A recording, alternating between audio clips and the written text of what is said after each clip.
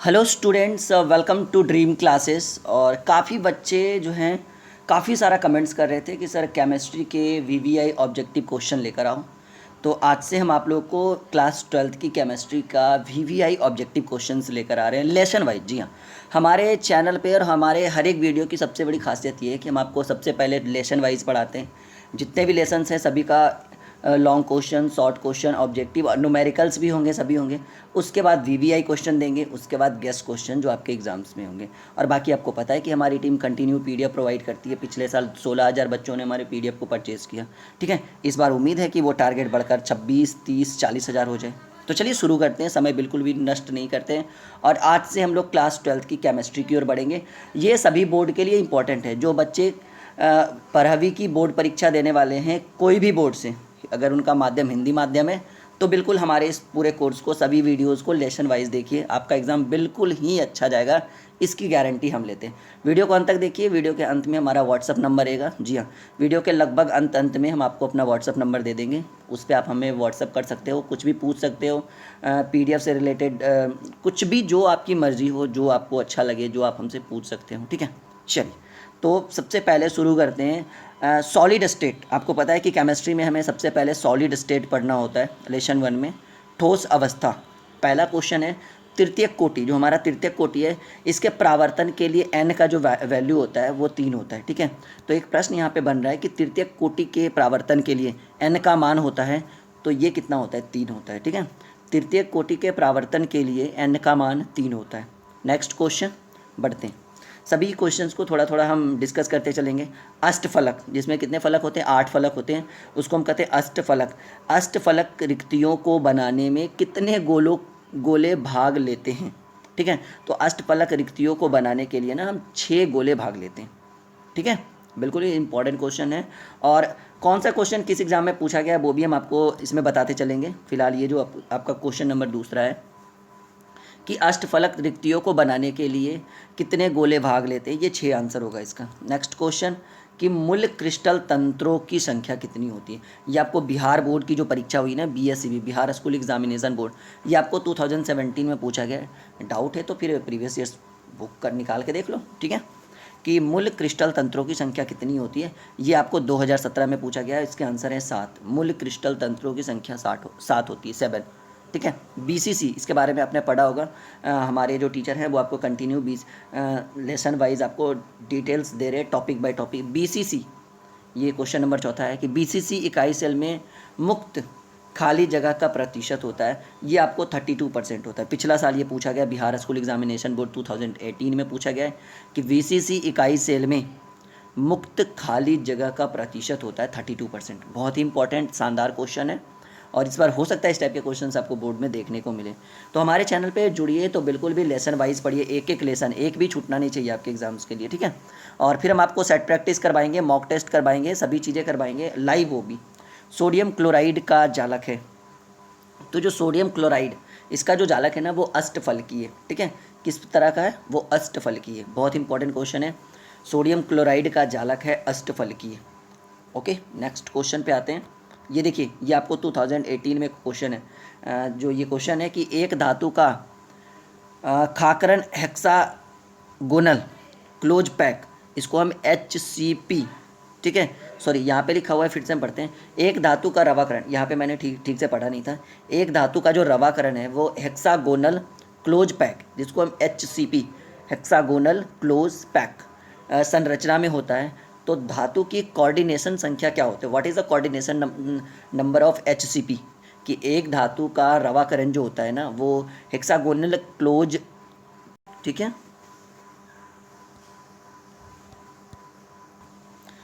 Okay. तो ये इसका आंसर हो गया 12। इसका आंसर कितना हो गया? 12।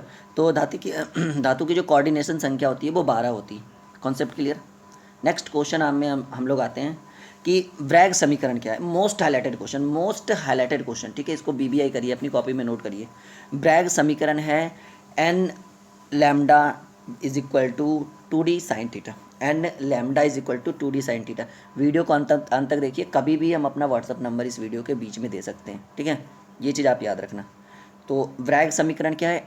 N lambda is equal to 2d sine theta. Copy में नोट करते चलिए, ठीक है। और इस वीडियो के बीच में हम अपना व्हाट्सअप नंबर आपको देने वाले हैं, बिल्कुल, जिस पे आप अपने प्रॉब्लम्स को हमसे पूछ सकते हो या कुछ भी चैट कर सकते हो, जो आपकी मर्ज़ी, जो आपका मन करे कि हाँ सर से ये पूछना चाहिए, वो पूछना चाहिए, PDF के बारे में पूछना है, जो भी आपको अच्छा लगे। क्वेश्चन नंबर है 8 ट्रांजिस्टर सेटों के निर्माण में प्रयुक्त होने वाला तत्व, तो ये सिलिकॉन है, SI, जिससे हम डिनोट करते हैं, ठीक है। ट्रांजिस्टर सेटों के निर्माण में प्रयुक्त होने वाला तत्व SI, ठीक है। नेक्स्ट क्वेश्चन एक क्रिस्टल में कितने प्रकार के जालक संभव है, तो एक क्रिस्टल में जो है ना वो 14 प्रकार के जालक संभव है। एक क्रिस्टल में कितने प्रकार के जालक संभव है, इसका आंसर हो जाएगा 14, आंसर हो जाएगा 14। सिंपल क्यूबिक एकक सेल की संकुलन क्षमता कितनी होती है, सिंपल क्यूबिक एकक सेल की संकुलन क्षमता जो होती है वो 52% होती है। ये इतना इंपॉर्टेंट क्वेश्चन नहीं है, पर फिर भी हाईलाइटेड था तो मैंने आपके लिए प्रोवाइड कर दिया कि सिंपल क्यूबिक एकक सेल की संकुलन क्षमता जो होती है वो 52% होती है। आगे बढ़े, बिल्कुल। क्वेश्चन नंबर 11 की ओर आते हैं कि ठोस क्षारीय धातु हेलाइडो का रंग किसके कारण होता है। ठोस क्षारीय धातु हेलाइडो का रंग जो होता है वो किसके कारण होता है, F केंद्रों के कारण। ठोस क्षारीय धातु हेलाइडो का जो रंग होता है वो किसके कारण होता है, F केंद्रों के कारण, ठीक है। आ रहा है समझ में, बिल्कुल। नेक्स्ट क्वेश्चन की ओर आते हैं। शॉटकी दोष के कारण जो आपका ठोस होता है ना, सॉलिड, उसका जो होता है डेंसिटी यानी घनत्व, जब शॉटकी दोष हो जाएगा तो उसके कारण किसी सॉलिड का डेंसिटी पे क्या असर पड़ेगा, तो शॉटकी दोष के कारण ठोस का डेंसिटी यानी घनत्व जो है वो घट जाता है। डाउट क्लियर है कि जब शॉटकी दोष होगा तो उसके कारण किसी भी सॉलिड वस्तु का डेंसिटी, जिसको हम घनत्व बोलते हैं, वो घटेगा, बिल्कुल। चल, आ रहा होगा समझ में। Na2O में सोडियम की उप सह संयोजक संख्या, ये 2015 में पूछा गया क्वेश्चन है, तो ये इसका आंसर होगा 4। Na2O में सोडियम की उप सह संयोजक संख्या जो होती है वो 4 होती है, ठीक है। आगे बढ़े, बिल्कुल। क्रिस्टल तंत्र AB में किस क्रिस्टल तंत्र में A is equal to not B and B is equal to not C and alpha is equal to beta and is equal to gamma is equal to 90 degree, यानी alpha, beta और gamma तीनों का मान 90 degree पैमाना या कहीं parameter वर्तमान रहता है, तो ये हो जाएगा ऑर्थोरोम्बिक।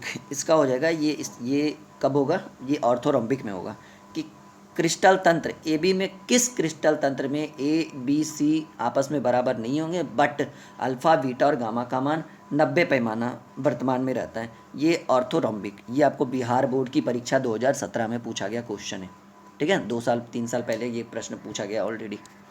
आगे बढ़े, हाँ जी बिल्कुल। क्वेश्चन नंबर 15 की ओर आते हैं। HCP, अभी मैंने आपको HCP के बारे में पढ़ाया। HCP संरचना में पैकिंग प्रभाज होता है, ये आपको 2018 में पूछा गया क्वेश्चन है, 0.74। HCP संरचना में पैकिंग प्रभाज होता है 0.74। बढ़े आगे, बिल्कुल। क्वेश्चन नंबर 16 पर डिस्कस करेंगे। अंतः केंद्रित घनीय संरचना में उप सह संयोजक संख्या होती है। अंतः केंद्रित घनीय संरचना में उप सह संयोजक संख्या होती है, तो इसका आंसर होगा स्टूडेंट 8। अंतः केंद्रित घनीय संरचना में उप सह संयोजक संख्या 8 होती है, ठीक है। मोस्ट हाईलाइटेड क्वेश्चन है, अंतः केंद्रित घनीय संरचना में उप सह संयोजक संख्या 8 होती है। Next question. फ्रैंकल तथा शॉटकी दोष होते हैं, तो फ्रैंकल तथा शॉटकी दोष एक तरह के परमाणु दोष का उदाहरण है। कॉपी में बिल्कुल नोट करिएगा कि फ्रैंकल तथा शॉटकी दोष होते हैं किस प्रकार के दोष, परमाणु दोष। फ्रैंकल तथा शॉटकी दोष होते हैं परमाणु दोष। बढ़े आगे, बिल्कुल। चलिए, BCC एकल सेल की संकुलन क्षमता होती है। BCC एकल सेल की संकुलन क्षमता होती है, वो होती है 68%। BCC एकल सेल की संकुलन क्षमता 68% होती है। जी हाँ दोस्तों, BCC एकल सेल की संकुलन क्षमता 68% होती है, ठीक है। Next question. FCC एकल सेल की संकुलन क्षमता, ये सभी चीज़ें हम आपको चैप्टर वाइज इसका पढ़ा रहे हैं, ठीक है। आप पढ़ सकते हैं, काफ़ी वीडियोस मैंने बना रखा है। लगभग में एक लेसन बिल्कुल ख़त्म होने वाला है, जो आपको लॉन्ग एंड शॉर्ट, जो टॉपिक बाय टॉपिक हम आपको पढ़ा रहे हैं। एफसीसी एकल सेल की संकुलन क्षमता 74% होती है। आ रहा है समझ में? बिल्कुल। चलिए, फलक केंद्रित घनीय जालक में एक एकक कोशिका कितनी एकक कोशिकाओं के साथ सहभाजित होती है? फलक केंद्रित घनीय जालक में एक एकक कोशिका कितनी एकक कोशिकाओं के साथ सहभाजित होती है? तो इसका आंसर होगा 8। ठीक है, इसका आंसर क्या होगा? इसका आंसर होगा बिल्कुल 8। याद रखिएगा कि फलक केंद्रित घनीय जालक में एक एकक कोशिका कितनी एकक कोशिकाओं के साथ सहभाजित होती है? इसका आंसर होगा 8। बढ़े आगे? बिल्कुल। चलिए, पी प्रकार के डोपिंग अर्धचालकों को प्राप्त करने में मिलाई गई अशुद्धि में संयोजी इलेक्ट्रॉन की संख्या कितनी होगी? 3 होगी। ठीक है, जो आपका पी एन प्रकार के अर्धचालक होंगे, डोपिंग होंगे, पी प्रकार के होंगे, ये सभी आपको पढ़ाएंगे। ऑलरेडी हम पढ़ा भी रहे और पढ़ाएंगे भी कि पी प्रकार के डोपिंग अर्धचालकों को प्राप्त करने में मिलाई गई अशुद्धियों में संयोजी इलेक्ट्रॉनों की संख्या, वो होगा आंसर इसका 3। ठीक है, इसका आंसर क्या होगा? 3 आंसर होगा। नेक्स्ट क्वेश्चन नंबर 22 की ओर आते हैं कि NaCl क्रिस्टल की संरचना फलक केंद्रित घनीय जालक होती है। ठीक है, NaCl क्रिस्टल की संरचना जो होती है वो किस में होती है? फलक केंद्रित घनीय जालक में होती है। NaCl क्रिस्टल की संरचना फलक केंद्रित घनीय जालक में होती है। बिल्कुल। आगे बढ़ते हैं। बॉडी सेंटर्ड क्यूबिक एकक सेल में लैंटिस बिंदुओं की संख्या 2 होती है। यहाँ देखो, बॉडी सेंटर्ड क्यूबिक एकक सेल में लैंटिस बिंदुओं की संख्या 2 होती है। नंबर ऑफ लैंटिस पॉइंट ये आपको 2 होंगे। चलिए, सॉरी यहाँ पे कुछ मिस्टेक हो गया। क्वेश्चन नंबर 26 बहुत ही इंपॉर्टेंट है कि C6H6 एक किस प्रकार के पदार्थ का उदाहरण है? ये आपको प्रतिचुंबकीय पदार्थ का उदाहरण है। C6H6 कैसा पदार्थ है? एक प्रतिचुंबकीय पदार्थ है। बिल्कुल कॉपी में नोट करिएगा, हाईलाइटेड क्वेश्चन है। C6H6 कैसा पदार्थ है? प्रतिचुंबकीय पदार्थ है। ओके, नेक्स्ट क्वेश्चन नंबर 25 की ओर आते हैं कि डायमंड क्रिस्टल में प्रत्येक कार्बन परमाणु अन्य कार्बन परमाणुओं से जुड़ा रहता है, जिनकी संख्या होती है कार्बन 4। ठीक है, कितनी संख्या होती है? 4 होती है। कि डायमंड क्रिस्टल में प्रत्येक कार्बन परमाणु अन्य कार्बन परमाणुओं से जुड़ा रहता है, इनकी संख्या होती है 4। अभी ये पूरा हुआ नहीं है, अभी लेसन 1 में भी और भी बहुत सारे ऑब्जेक्टिव बाकी हैं जो हम आपको जल्दी प्रोवाइड कर देंगे। ठीक है, फिलहाल इतना आप अपनी कॉपी में नोट करिए। और नंबर की बात कर रहे थे, नहीं बच्चे बोलेंगे कि सर आपने नंबर तो दिया नहीं। 752031 बिल्कुल जेन्युइन नंबर है, 8714। ठीक है, आप सिर्फ इस पर व्हाट्सअप कर सकते हो, कॉल की बिल्कुल उम्मीद नहीं रखना, इतना हमारे पास टाइम नहीं है और बच्चों के लिए उतना दे भी नहीं पाएंगे। ठीक है, इतने टीचर भी हमारे पास, इतने स्टाफ भी मौजूद नहीं है, काफ़ी लिमिट मात्रा में 7 से 8 हैं, सब लोग मिलकर हम लोग चलाते हैं संस्था को। आंसर इसका, ये मेरा व्हाट्सअप नंबर है 75203784 सॉरी 7520318714 7520318714। उम्मीद है कि बिल्कुल आपको ये वीडियो पसंद आया होगा। अपना फीडबैक दीजिएगा कैसा लगा, कमेंट बॉक्स में बहुत सारा कमेंट करिए। आपके कमेंट करने से मुझे पता चलता है कि आप इस वीडियो को किस तरह से अचीव करते हो, कैसा फील करते हो इस वीडियो को अपलोड करने में। और आगे की वीडियोस चाहिए तो बहुत सारा कमेंट करना पड़ेगा, वीडियो को शेयर करना पड़ेगा, लाइक तो बिल्कुल करना है दोस्तों के साथ। और चैनल पर बिल्कुल नए हैं और चैनल के साथ जुड़ना चाहते हैं ड्रीम क्लासेस के साथ, तो नीचे लिखे सब्सक्राइब बटन पर क्लिक करके चैनल को सब्सक्राइब कर दीजिए अगर आपने नहीं किया तो। और जैसे ही सब्सक्राइब करोगे इस तरह से घंटा का बेल आएगा, इस पर भी क्लिक कर देना, ये नोटिफिकेशन का बेल है वो ऑन हो जाएगा। Okay, hello students, good morning और स्वागत है आप सबों का हमारे यूट्यूब चैनल ड्रीम क्लासेस पे। तो आज की इस वीडियो में दोस्तों हम लोग डिस्कस करेंगे केमिस्ट्री के कुछ इंपॉर्टेंट ऑब्जेक्टिव क्वेश्चन। लेसन 1 का पार्ट 1 हमने ऑलरेडी अपलोड कर दिया था, जिसमें लगभग 20 ऑब्जेक्टिव क्वेश्चन का हमने डिस्कस किया था। आज उससे हम आगे पढ़ेंगे और पूरे लेसन 1 को कवर कर देंगे, सॉलिड स्टेट को। ठीक है, और हमारी टीम जो है वो कंटिन्यू आपको क्वेश्चन प्रोवाइड करेगी, इसके लिए टेंशन नहीं लीजिए बिल्कुल। और हमारे इस टीम की सबसे बड़ी खासियत, ड्रीम क्लासेस की खासियत ये है कि आपको chapter wise long question, short question, objective, numericals सभी को प्रोवाइड करेगी। ठीक है, अभी थोड़ी हमारी टीम स्लो है, पर धीरे धीरे वो अपनी कंटिन्यूटी बना के रखेगी और आपको वीडियोस देगी, इसके लिए टेंशन नहीं लीजिए। चैनल पर पहली बार हैं तो नीचे लिखे सब्सक्राइब बटन पे क्लिक करके चैनल को सब्सक्राइब करके नोटिफिकेशन का बेल ज़रूर दबाइएगा, ताकि जब भी हम कोई वीडियो आपके लिए अपलोड करें तो उसका नोटिफिकेशन आपके फ़ोन में जा सके। ओके दोस्तों, और मैं बोलना चाहूँगा कि जो स्टूडेंट्स 12th कर चुके हैं, आपके बड़े भाई या कुछ भी, तो हमारा एक नया चैनल है टारगेट विथ राहुल सर, जहां मैं कंटिन्यू 3 से 4 घंटे दोपहर में 12:30 बजे और रात में 8:30 बजे लाइव पढ़ाता हूँ। तो आप target with Rahul sir search कर लीजिए यूट्यूब में, और वहाँ अपने दोस्तों को, जो आपके बड़े भाई लोग हैं, उनको बोल दीजिए, वहाँ पे लाइव क्लास के लिए ज्वाइन कर लेंगे। तो चलिए शुरू करते हैं 21 नंबर से।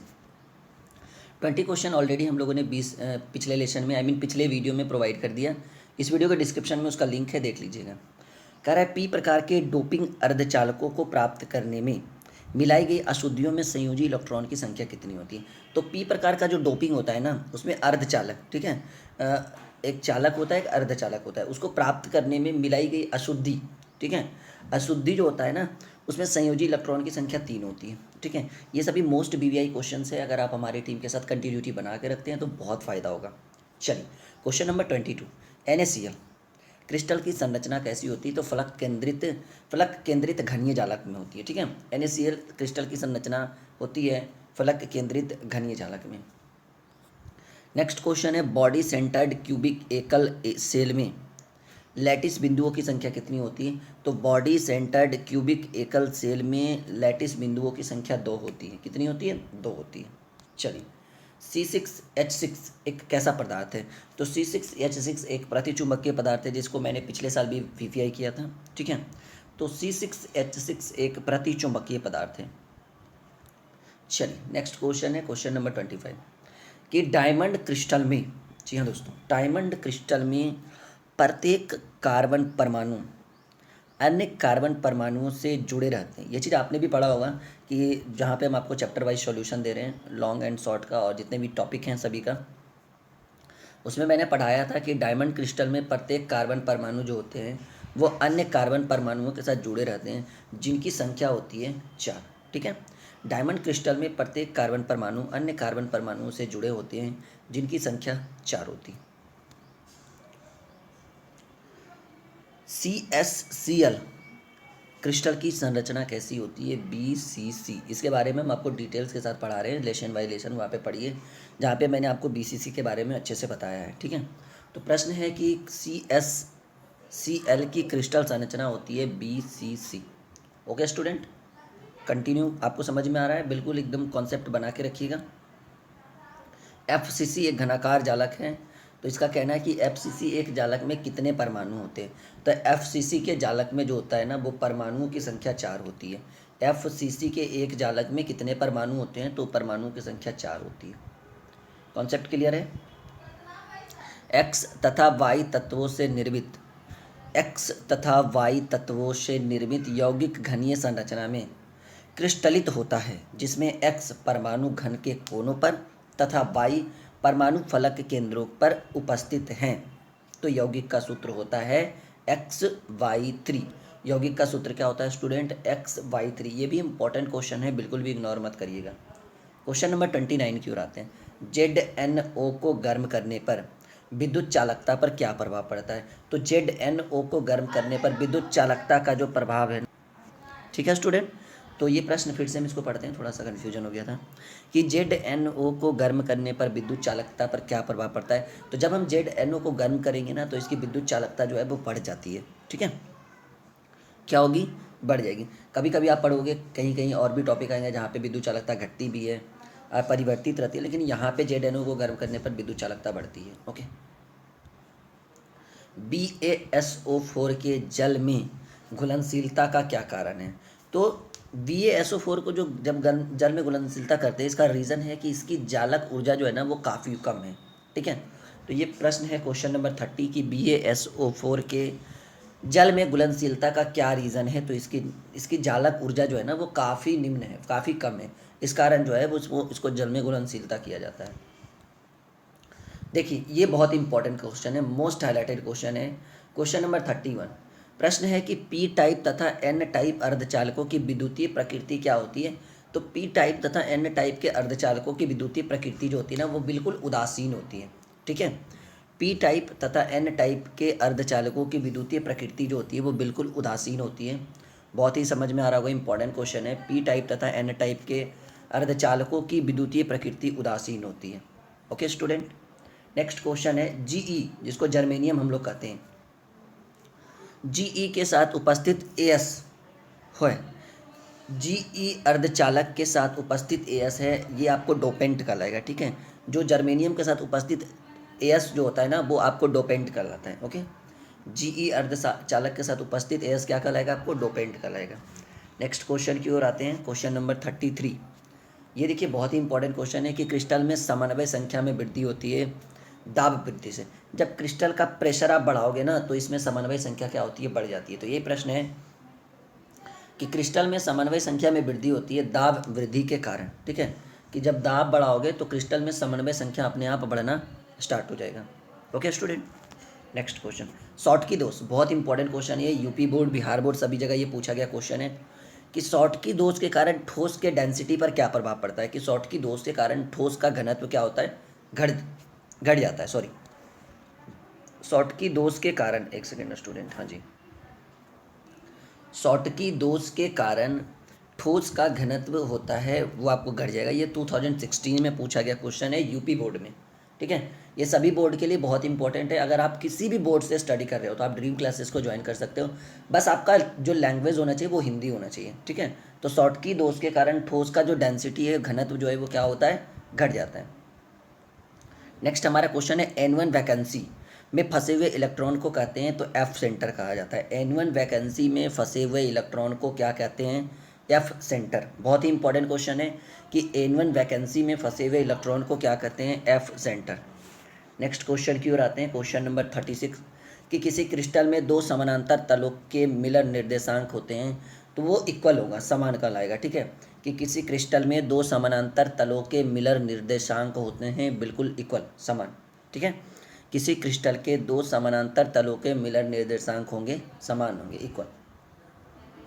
नेक्स्ट क्वेश्चन है क्वेश्चन नंबर 37 कि किस प्रकार के क्रिस्टल में ब्रेविस चालकों की संख्या सबसे अधिक होती है। ये बहुत ही इंपॉर्टेंट क्वेश्चन है, यहाँ पे इसको बीबीआई करो, ये 37 को, कि किस प्रकार के क्रिस्टल में ब्रेविस चालकों की संख्या सबसे अधिक होती है। तो ऑर्थोरोम्बिक, बहुत ही ज़्यादा इंपॉर्टेंट क्वेश्चन है। ये क्वेश्चन काफ़ी बार बोर्ड की परीक्षा में देखा गया है और इस बार भी उम्मीद है कि इस बार ये क्वेश्चन पूछ दे कि किस प्रकार के क्रिस्टल में ब्रेविस चालकों की संख्या सबसे अधिक होती है।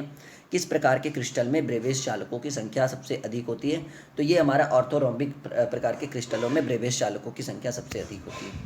ओके स्टूडेंट्स, आगे बढ़ते हैं। क्वेश्चन है कि क्रिस्टल के सीमित पैकिंग में सबसे अधिक खाली स्थान होता है तो सरल घन इकाई सेल में। क्रिस्टल का की जो सीमित पैकिंग जब की जाती है ना क्रिस्टल की, तो उसमें सबसे अधिक जो गैपिंग कहाँ पे होता है, खाली स्थान होता है, तो वो सरल घन इकाई सेल में होता है। क्रिस्टल में सीमित पैकिंग में सबसे अधिक खाली स्थान होता है सरल घन इकाई सेल में। यहाँ जो होता है ना, गैपिंग काफ़ी अधिक होता है। चलिए क्वेश्चन नंबर 39 की ओर चलते हैं कि विषम संख्यायुक्त इलेक्ट्रॉनों वाले परमाणु होते हैं पारामैग्नेटिक। ये किस टाइप के होते हैं, पारामैग्नेटिक होते हैं। विषम संख्यायुक्त, जिसमें विषम यानी 1 3 5 7 9 इस टाइप से रहे, विषम संख्यायुक्त इलेक्ट्रॉनों वाले परमाणु होते हैं पारामैग्नेटिक। ये किस टाइप के परमाणु होते हैं, पारामैग्नेटिक होते हैं, ठीक है। चलिए ये आखिरी क्वेश्चन है 40 नंबर की, जर्मेनियम जीई में ग्रुप 13 के तत्व मिश्रित करने पर प्राप्त सेमीकंडक्टर होगा, वो किस टाइप का सेमीकंडक्टर प्राप्त होगा, पी टाइप का सेमीकंडक्टर प्राप्त होगा। कि जीई में ग्रुप 13 के तत्व मिश्रित करने पर प्राप्त सेमीकंडक्टर होगा पी टाइप। और जो स्टूडेंट्स इस वीडियो को लास्ट तक देखते हैं उनके लिए थोड़ा सा कुछ फैसिलिटी प्रोवाइड की जाती है, हमारा व्हाट्सअप नंबर, ठीक है। आप यहाँ पर अपने प्रॉब्लम्स को रख सकते हो अगर कुछ भी दिक्कत हो तो, ठीक है। 7520318714, ये एक बिल्कुल जेन्युइन व्हाट्सअप नंबर है, हमारी टीम का है और इसे आप रॉन्ग मत समझिएगा। कुछ भी आपको परेशानी हो आप यहाँ पर बेधड़क यहाँ पे मैसेज कर सकते हो। हमारी टीम काफ़ी बड़ी टीम है, 8-9 टीचर हैं इस हमारी टीम में जो आपको कंटिन्यू रिप्लाई करेगी और आपके प्रॉब्लम्स को सॉल्व करेगी। ओके स्टूडेंट, बाय बाय, मिलते हैं अगले लेसन में। Hello students, good afternoon, welcome to dream classes. तो दोस्तों जैसा कि आपको पता है कि हमारी टीम आपको चैप्टर वाइज सॉल्यूशन दे रही है, physics, chemistry, bio, English, math, सभी के टीचर सभी यहाँ पे अवेलेबल हैं और आपको यहाँ पे एक अच्छा सा कॉन्सेप्ट देने वाले हैं बोर्ड के एग्ज़ाम के लिए। तो दोस्तों चैनल पर पहली बार आए हैं तो नीचे लिखे सब्सक्राइब बटन पर क्लिक करके चैनल को सब्सक्राइब करके नोटिफिकेशन का बेल ज़रूर दबाइएगा। और अगर आपको ये वीडियो अच्छा लगे तो वीडियो के अंत में लाइक का बटन तो बिल्कुल दबाइएगा और अपने दोस्तों के साथ शेयर करिएगा। तो दोस्तों हमारी टीम अभी फ़िलहाल जो है केमिस्ट्री का चैप्टर वाइज सॉल्यूशन प्रोवाइड कर रही है। लेसन 1 जो हमारा सॉलिड स्टेट था वो हमने पूरा कवर कर दिया है। अगर सपोज दैट आपने नहीं देखा है तो इस वीडियो के डिस्क्रिप्शन में उसका लिंक डाला हुआ होगा, आप देख लीजिएगा। तो चलिए हम लोग आज शुरू करते हैं लेसन 2।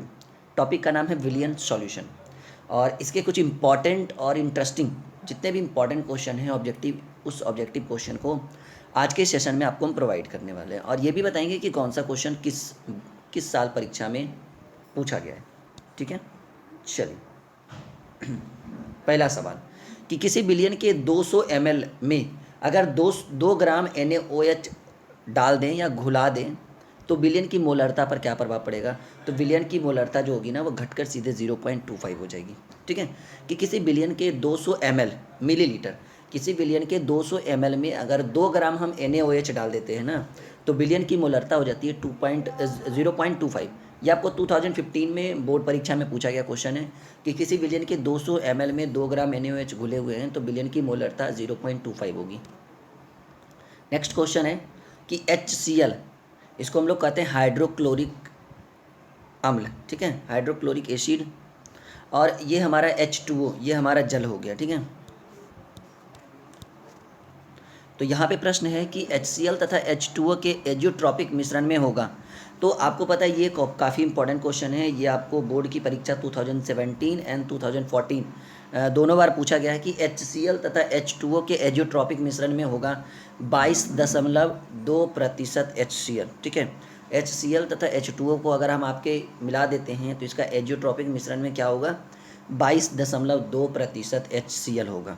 चलिए, ये आपको 2017 और 2014 में पूछा गया प्रश्न है। परासरणी दाब बढ़ता है तब तापक्रम भी बढ़ता है। परासरणी दाब कब बढ़ेगा, जब तापक्रम बढ़ेगा, और जब तापक्रम बढ़ेगा तो परासरणी दाब तो अपने आप बढ़ना स्टार्ट हो जाएगा। तो प्रश्न है कि परासरणी दाब बढ़ता है जब तापक्रम बढ़ता है। ये आपको 2016 के बोर्ड परीक्षा में पूछा गया है कि परासरणी दाब बढ़ता है जब तापक्रम बढ़ता है।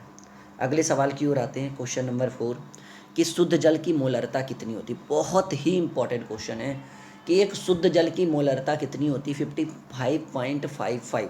ठीक है, 55.55 होती है किसी शुद्ध जल की मोलरता। ठीक है, कॉपी में एक एक क्वेश्चन को बारीकी से नोट करिएगा। एक अच्छा सा कॉपी तैयार करिए फिजिक्स का, केमिस्ट्री का, बायो का, इंग्लिश का, और ड्रीम क्लासेस के जितने भी लेसन्स जितने भी वीडियोस प्रोवाइड होती है सभी को देखिए और उसे अपनी कॉपी में नोट करते जाइए, बहुत ही फ़ायदा होगा। ठीक है, और आपको पता है हमारी टीम आपको PDF, जिसको गैस क्वेश्चन और इम्पोर्टेंट क्वेश्चन का जो नोट्स होता है ना उसी को हम PDF कहते हैं, वो हमारी टीम आपको प्रोवाइड करिए जल्द से जल्द। क्वेश्चन नंबर 5 में आते हैं कि विलियन जिसमें परासरण दाब समान ताप पर समान होते हैं उसे क्या कहते हैं, समपरासारी। ठीक है, बहुत ही इंपॉर्टेंट क्वेश्चन है कि विलियन जिसमें परासरण दाब समान ताप पर समान होते हैं उसे क्या कहते हैं, समपरासारी। ठीक है, बहुत इंपॉर्टेंट क्वेश्चन है ये। देखिए एक चीज़ याद रखिए कि हम जितने भी वीडियो प्रोवाइड करते हैं उसमें जो भी क्वेश्चन देते हैं ना सभी इंपॉर्टेंट होते हैं, भले ही बच्चे इग्नोर कर दें, उन्हें बाद में पता चलता है, बोर्ड की परीक्षा जब दे देते हैं तब लगता है कि ओहो पढ़ना चाहिए था। काफ़ी अच्छा चीज़ है ये।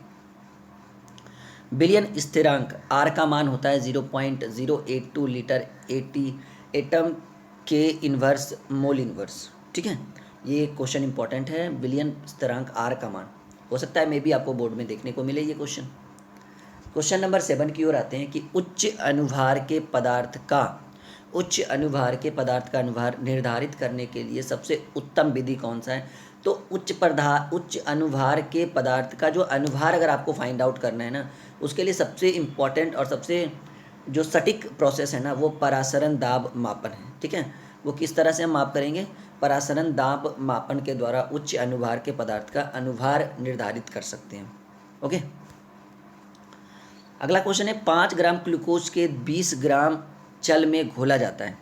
ठीक है, 5 ग्राम ग्लूकोज को अगर 20 ग्राम जल में घोला जाता है तो विलियन का भार प्रतिशत क्या है। तो विलियन की जो भार प्रतिशतता है ना वो आपको 20% दिखेगी। ये चीज़ हम आपको बता रहे हैं, न्यूमेरिकल्स में भी बताएंगे प्रूव करके, और जो चैप्टर वाइज लेसन वाइज आपको सॉल्यूशन मिल रहा है ना, topic by topic short and long question और जो भी हमारा है उसमें हम आपको अच्छे से समझा देंगे वहाँ पे। विलियन के अनुसंख्य गुणधर्म का उदाहरण है। तो विलियन के अनुसंख्य गुणधर्म का जो उदाहरण है ना यह है क्वथनांक उन्नयन। ठीक है, विलियन के अनुसंख्य गुणधर्म का उदाहरण है क्वथनांक उन्नयन, ये क्वेश्चन है कि विलयन के अनुसंक गुणधर्म का क्या उदाहरण है? क्वथनांक उन्नयन। अगला क्वेश्चन कि बर्फ में नमक मिला देने पर बर्फ का ताप 0 डिग्री सेल्सियस से कम हो जाता है। इसका रीज़न हिमांक का अवनमन होना स्टार्ट हो जाता है। जैसा कि आपको पता है कि अगर बर्फ़ में हम नमक मिला देंगे तो वो गलना स्टार्ट हो जाएगा, और जब गलेगा तो फिर वही रीज़न है कि बर्फ़ में नमक अगर मिला देने पर बर्फ़ का टेम्परेचर जो है ना वो 0 डिग्री सेल्सियस से भी कम, मतलब वो और ठंडा हो जाता है, इसका कहने का मतलब है। तो इसका रीज़न है हिमांक का अवनमन, ठीक है, उन्नयन नहीं, अवनमन, कि बर्फ़ में नमक मिला देने पर बर्फ़ का टेम्परेचर 0 डिग्री सेल्सियस से भी कम हो जाता है। इसका रीज़न है हिमांक का अवनमन। अगले प्रश्न की ओर आते हैं। ये एक न्यूमेरिकल्स है जिसको हम आपको सॉल्यूशन करके देंगे बाद में, ठीक है। पहले हम इसको थोड़ा सा समझा देते हैं कि 234.2 ग्राम चीनी के घोल में 34.2 ग्राम चीनी है, तो घोल की मोलल सांद्रता जो होगी वो 0.5 होगी। इसको आप डायरेक्टली रट भी सकते हैं, वरना फिर आपको जब हम इसका सॉल्यूशन जब करवाएंगे तो वहाँ पे डिटेल्स के साथ बता देंगे कि 234.2 ग्राम चीनी के घोल में 34.2 ग्राम चीनी है, तो घोल की मोलल सांद्रता क्या होगी? 0.5 आएगी। के आई के तनु घोल में HgL2 डालने पर दाब जो होता है वो प्रेशर टेम्परेचर जो होता है वो बढ़ता है। के आई के तनु घोल में HgL2 डालने पर दाब जो होता है वो बढ़ता है, ठीक है। नेक्स्ट क्वेश्चन पे आते हैं कि किस पर ताप का प्रभाव नहीं पड़ता है। तो आपको पता है कि मोललता पर एवं मोल प्रभाज पर टेम्परेचर का कोई प्रेशर बिल्कुल भी नहीं है, कि किस पर ताप का प्रभाव नहीं पड़ता है। एक आपको मोललता है और एक आपको मोल प्रभाज है, इन दोनों पर ताप का जो है ना वो प्रभाव कभी नहीं पड़ता है। याद रखिएगा कि किस पर ताप का प्रभाव नहीं पड़ता है, मोललता एवं मोल प्रभाज पर। किसका क्वथनांक वायुमंडलीय दाब पर सबसे उच्च होता है? तो 0.1 MbACl2 का किसका क्वथनांक जो है ना वो वायुमंडलीय दाब पर सबसे उच्च होता है, सबसे हाई होता है। 0.1 MbACl2 का जो क्वथनांक होता है वो वायुमंडलीय दाब पर सबसे हाई होता है, सबसे उच्च होता है। एक घोल जिसका परासरण दाब 300 के है, उस पर 0.0821 वायुमंडल है, इस घोल का सांद्रण क्या होगा? 0.033 m। इन सभी चीज़ों का हम सॉल्यूशन आपको चैप्टर वाइज करेंगे। ये आपको यूपी बोर्ड 2017 में पूछा गया क्वेश्चन है। मैग्नीशियम क्लोराइड के तनु जलीय विलयन के लिए वांट हॉप गुणांक का चरम मान क्या होगा? ये इंपॉर्टेंट है, इसका आंसर होगा 3। मैग्नीशियम क्लोराइड के तनु जलीय विलयन के लिए वांट हॉप गुणांक का चरम मतलब हाई लेवल जो उच्च मान होता है ना वो क्या हो सकता है? वो आपका 3 हो सकता है, ठीक है। मैग्नीशियम क्लोराइड के तनु जलीय विलयन के लिए वांट हॉप गुणांक का चरम मान क्या होगा? 3 होगा। 0.1 m आदर्श घोल का वांट हॉप गुणांक होगा 0.1 ही होगा। 0.1 m आदर्श घोल का वांट हॉप गुणांक 0.1 ही होगा। और अगला क्वेश्चन है क्वेश्चन नंबर 18 की यूरिया का 0.6% जलीय विलयन किसमें समपरासारी होगा? ये आपको 0.1 m ग्लूकोज में होगा। यूरिया का 0.6 जलीय विलयन किसके समपरासारी होगा? ये 0.1 m ग्लूकोज में। ये आपको MP बोर्ड 2014 में पूछा गया क्वेश्चन है, ठीक है। नेक्स्ट क्वेश्चन आते हैं कि HCl एवं H2O के स्थिर क्वाथी मिश्रण में होगा। ये तो खैर मैंने बता दिया था कि 22.2, हालांकि 22.2 होना चाहिए। अच्छा, इस क्वेश्चन को यहीं पे फ्लिप करते हैं, इसको रहने देते हैं, इसमें हम बाद में डिस्कस कर देंगे आपको। तनु घोल का सहभाज वो, अच्छा ये स्थिर क्वाथी है ना, हाँ जी बिल्कुल सही है, वो कुछ और था, वो उसका 22.2 होना चाहिए था, ये सही है, इसको नोट कर लीजिएगा कॉपी में कि HCl एवं H2O के स्थिर क्वाथी मिश्रण में होगा। स्थिर क्वाही होना चाहिए, चलिए रहने दीजिए, इस क्वेश्चन को बाद में देख लेंगे। तनु घोल का सहजात गुण निर्भर करता है घुल्ल के कणों की संख्या पर। तनु घोल का सहजात गुण जो है ना वो निर्भर करता है घुल्ल के कणों की संख्या पर। तो ये 20 क्वेश्चन आज के सेशन में हम प्रोवाइड करते हैं। अभी इसमें 20-25 क्वेश्चन और बताने वाले हैं लेसन 2 में, सॉल्यूशन बिलियन में, तभी हमारा ये लेसन पूरा होगा। यानी लगभग में 40 से 50 क्वेश्चन हर एक लेसन में हम आपको इंपॉर्टेंट ऑब्जेक्टिव क्वेश्चन देने वाले हैं। तो आज के लिए फ़िलहाल इतना ही रहने देते हैं। अगले लेसन में हम आपको पार्ट 2 प्रोवाइड कर देंगे लेसन 2 का, ओके। और कंटिन्यूटी बिल्कुल बना के रखिए। ड्रीम क्लासेस पे आपको काफ़ी सारी वीडियोस मिलेगी जो आपके एग्जाम के लिए बहुत ज़्यादा इंपॉर्टेंट होगा, okay. Hello students, good evening. स्वागत है आप सबों का हमारे यूट्यूब चैनल ड्रीम क्लासेस में। तो आपको क्लास 12th के एग्ज़ाम के लिए topic by topic, chapter wise एक एक कॉन्सेप्ट का हम सॉल्यूशन दे रहे हैं। हमारी टीम आपको कंटिन्यू वीडियोस प्रोवाइड कर रही है। तो दोस्तों आज हम लोग क्लास 12th के केमिस्ट्री के कुछ इंपॉर्टेंट वीवीआई ऑब्जेक्टिव क्वेश्चन पे डिस्कस करेंगे जो आपके एग्जाम्स के लिए बहुत इंपॉर्टेंट है। लेसन 2 सॉल्यूशन, हिंदी में इसको कहते हैं बिलियन, ये हमारा टॉपिक का नाम है, चैप्टर का नाम है। एक पार्ट जो है ना जिसके 20 ऑब्जेक्टिव क्वेश्चंस को ऑलरेडी हम लोगों ने कवर कर दिया था। अब हम लोग आगे बढ़ेंगे, ये पार्ट 2 है, ठीक है, लेसन 2 का ये पार्ट 2 है और टॉपिक आपके सामने हम रखते हैं। यहाँ देखिए स्टूडेंट्स, 20 क्वेश्चन क्लियर हो गए थे यहाँ तक कि तनु घोल के का सहजात गुण निर्भर करता है। होप सो अगर आपने नहीं देखा होगा तो वीडियो के डिस्क्रिप्शन में मैंने लिंक डाल दिया है लेसन 2 के पार्ट 1 का।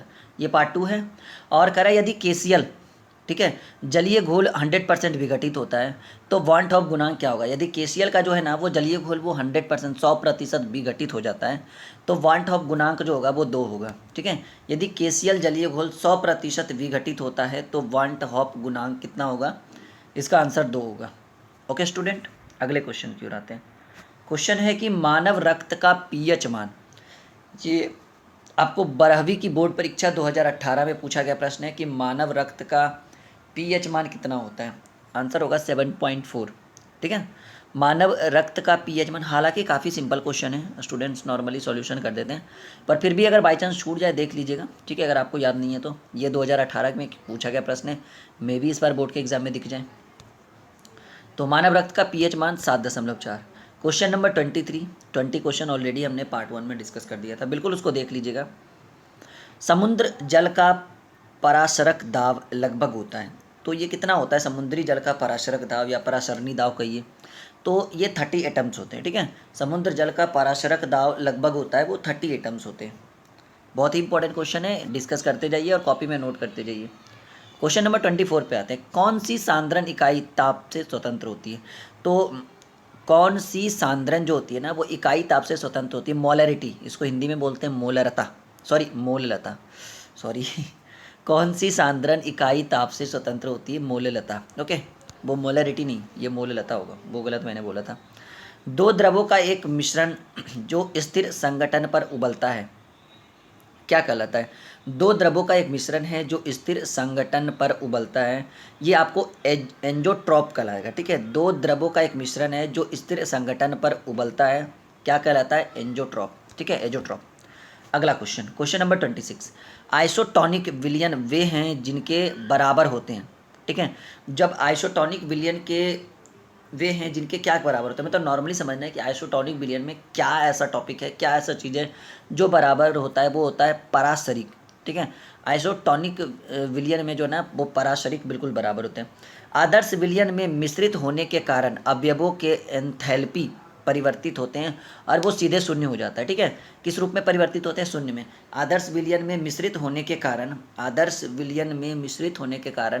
अवयवों के एंथैल्पी जो होते हैं ना वो परिवर्तित होते हैं किस चीज़ में, शून्य में परिवर्तित हो जाते हैं। ओके, बिल्कुल कन्फ्यूजन दूर हो रहा है आप लोग का, ठीक है। आप इस वीडियो को अंत तक देखिए, आपको अंत में हम अपना व्हाट्सअप नंबर दे देंगे, आपको कोई भी दिक्कत नहीं होगा। जब भी कुछ पूछना रहे, कुछ डाउट सेशन या इस तरह का, वहाँ पे हम आप लोग ग्रुप वगैरह बना रहे हैं जिसमें हम आपको कंटिन्यू वीडियोस का लिंक प्रोवाइड होगा। 0.1 m Ba/NO2 घोल का वांट ऑफ गुणांक अगर 2.74 हो तो विघटन स्तर, इसका ये जो है न्यूमेरिकल्स टाइप का है जिसको हम आपको न्यूमेरिकल्स में सॉल्यूशन करके देंगे और ये आंसर होगा 87%। विघटन जो होता है ना वो उसका स्तर होगा 87%। आगे बढ़े, क्वेश्चन है कि एक जलीय घोल का हिमांक -0.186 डिग्री सेल्सियस है। अगर KF 1.86 और KB 0.512 हो तो इस जलीय घोल का क्वथनांक उन्नयन क्या हुआ। ये 2017 में पूछा गया क्वेश्चन है, इसको भी हम न्यूमेरिकल्स में सॉल्यूशन करके दिखाएंगे। आंसर इज इक्वल टू 0.0512, ठीक है। जो भी आपको न्यूमेरिकल्स के क्वेश्चन है उसको हम अच्छे से सॉल्व करके दिखाएंगे। H3PO4 के 1 मिलियन बिलियन की नॉर्मलता क्या होगी, तो ये होगा 3.0 n, ठीक है। H3PO4 के 1 m बिलियन की नॉर्मलता क्या होगी, 3.0 n। ओके, नेक्स्ट क्वेश्चन है PV = ST में S का मान होगा R के मान के बराबर, ठीक है। P B is equal to S T में एस का मान होगा आर, यानी प्रतिरोध आई थिंक होना चाहिए, मैं इसको देख लूँगा एक बार अच्छे से। P B is equal to S T में एस का मान होगा आर के बराबर, ठीक है, आर के मान के बराबर। परमाणु द्रव्यमान बराबर होता है, ये 2016 में क्वेश्चन है, परमाणु के इलेक्ट्रॉन और प्रोटॉन की संख्या के योगफल। अगर परमाणु के इलेक्ट्रॉन और परमाणु के प्रोटॉन को के जो संख्या है, जो नंबर है, उन दोनों को अगर हम ऐड कर दें, जोड़ दें, तो हमें क्या निकलेगा, परमाणु का द्रव्यमान। तो नॉर्मली कहा जाए कि परमाणु का द्रव्यमान या परमाणु द्रव्यमान जो होता है वो बराबर होता है किस किस चीज़ के, परमाणु के इलेक्ट्रॉन और प्रोटॉन की संख्या के योगफल के बराबर। बहुत ही इंपॉर्टेंट क्वेश्चन है, नोट करिएगा कॉपी में, वीवीआई, कि परमाणु द्रव्यमान बराबर होता है परमाणु के इलेक्ट्रॉन और प्रोटॉन की संख्या के योगफल। चलिए, आपेक्षिक वाष्प दाब के अवनमन, ये तो इस बार पूछा गया क्वेश्चन है, ठीक है, इस बार बोर्ड की परीक्षा में ये क्वेश्चन आया है। आपेक्षिक वाष्प दाब का अवनमन होता है PO माइनस PS बटे PO। Most VVI question, copy में नोट करिए, आपेक्षिक वाष्प दाब के का अवनमन होता है PO माइनस PS बटे PO। तो अपना व्हाट्सअप नंबर देते हैं स्टूडेंट को, ताकि दिक्कत ना हो किन्हीं को, आप जितने भी डाउट्स हैं यहाँ पे क्लियर करवा सकते हो, खास करके पीडीएफ से रिलेटेड कोई भी चीज़। अगर आपको पीडीएफ परचेज़ करने में दिक्कत हो रही है नहीं, तो आप हमें यहाँ पे मैसेज कर सकते हो, कमेंट बॉक्स में लिख दिया था मैंने, एक बार फिर से लिख देता हूँ। चलिए,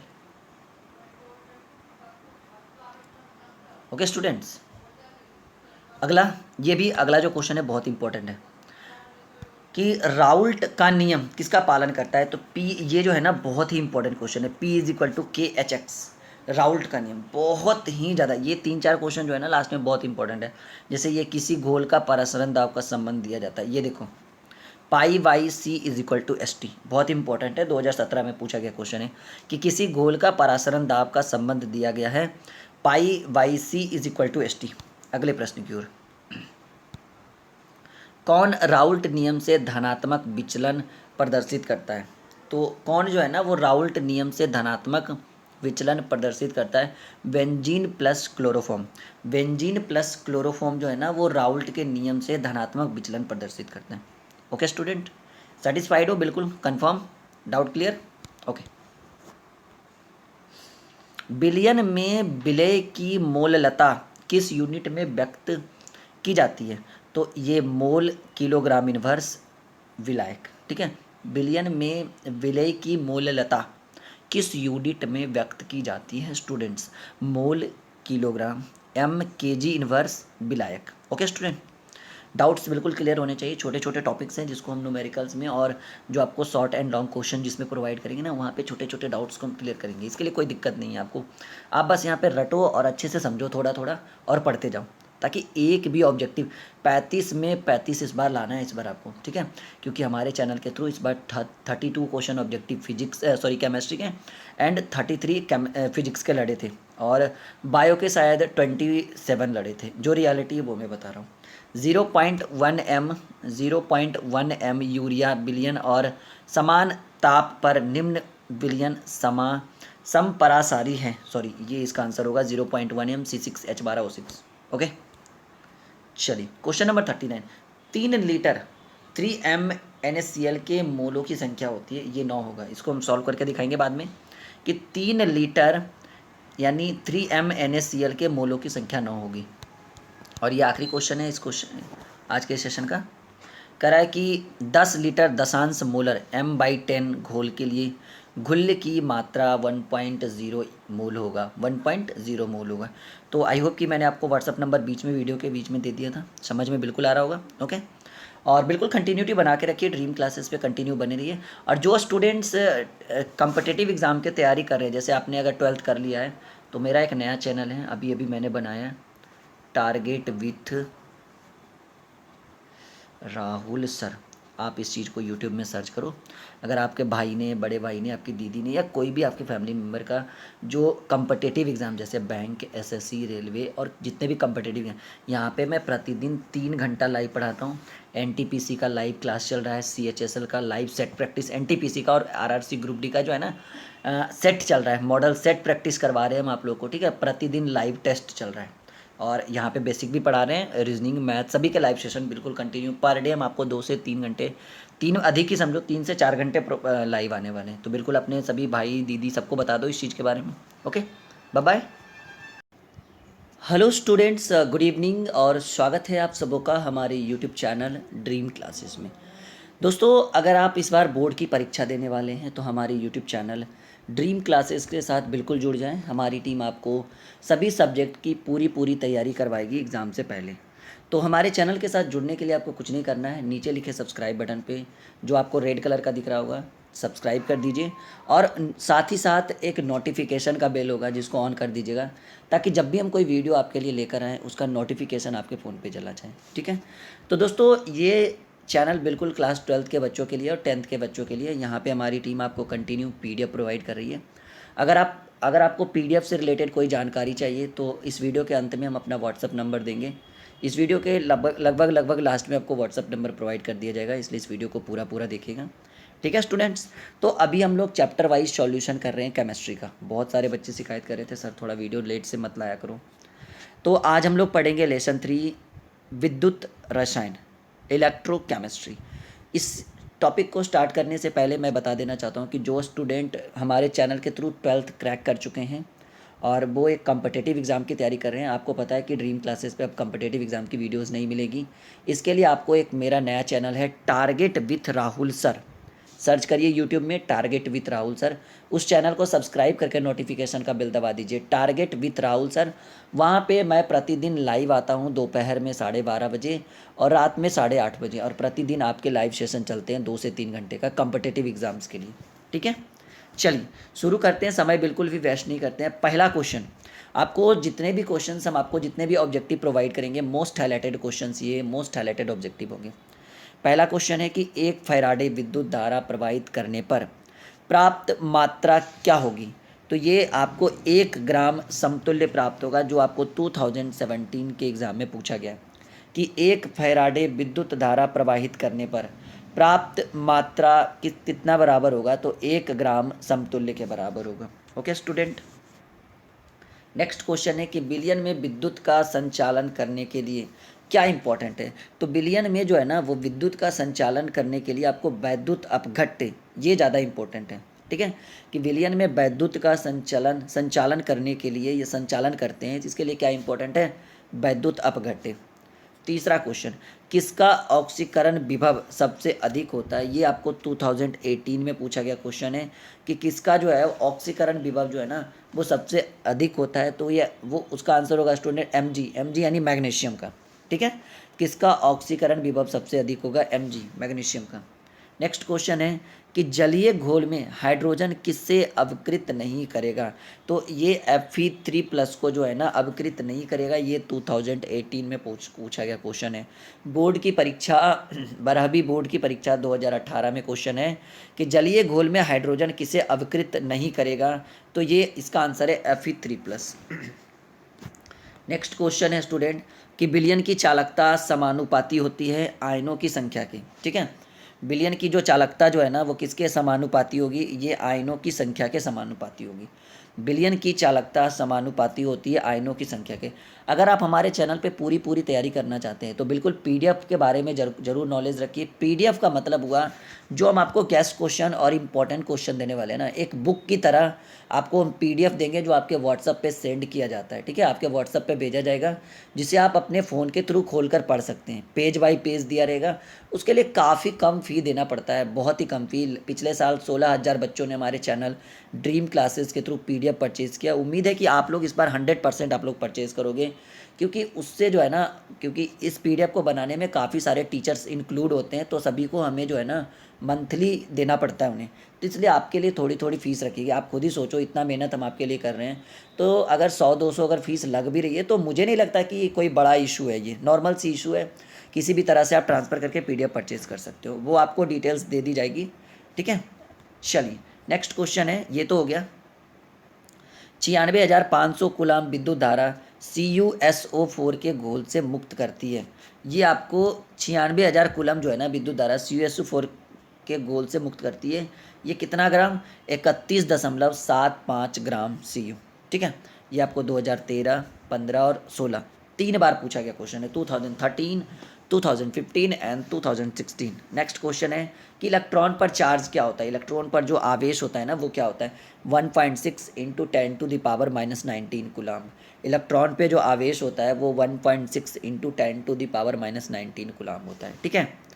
नेक्स्ट क्वेश्चन है कि चालकता की इकाई होती है OHM inverse CM inverse. Most important question है कि चालकता की इकाई होती है OHM inverse CM centimetre inverse, ठीक है। नेक्स्ट क्वेश्चन है क्वेश्चन नंबर 9 कि फैराडे का विद्युत विच्छेदन का द्वितीय नियम किससे संबंधित है। तो विद्युत अपघट्ट के समतुल्य भार से। मोस्ट हाईलाइटेड 2010 और 17 में पूछा गया प्रश्न है कि फैराडे का विद्युत विच्छेदन का द्वितीय नियम जो है ना वो किससे कनेक्टेड है, किससे संबंधित है, किससे रिलेटेड है, सॉरी। तो ये विद्युत अपघट्ट के समतुल्य भार से 2 बार पूछा गया प्रश्न है। एक फैराडे बराबर, ये तो इतनी बार पूछा गया प्रश्न है ना जिसकी हम कल्पना नहीं कर सकते हैं। एक फैराडे बराबर 96,500 कूलाम होते हैं। ओके स्टूडेंट, चलिए नेक्स्ट क्वेश्चन।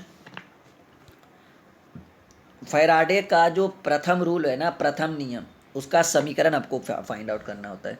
तो M is equal to ECT, sorry ये E है, CT यहाँ पे लिखा हुआ है। फैराडे का प्रथम नियम है M is equal to ECT, ठीक है। नेक्स्ट क्वेश्चन है कि विद्युत अपघटन के नियम दिए गए थे। तो ये विद्युत अपघटन का जो नियम है ना, देने वाले वैज्ञानिक का नाम ही फैराडे है, ठीक है।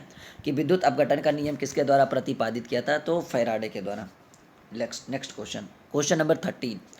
लेड स्टोरेज बैटरी की चार्ज करने पर H2SO4 पुनः उत्पन्न होता है। जब आप लोग लेड स्टोरेज बैटरी को जब आप चार्ज करोगे ना तो H2SO4 वो पुनः उत्पन्न हो जाता है, ठीक है। बहुत ही अच्छा क्वेश्चन है कि लेड स्टोरेज बैटरी को चार्ज करने पर H2SO4 पुनः जो है वो उत्पन्न होता है।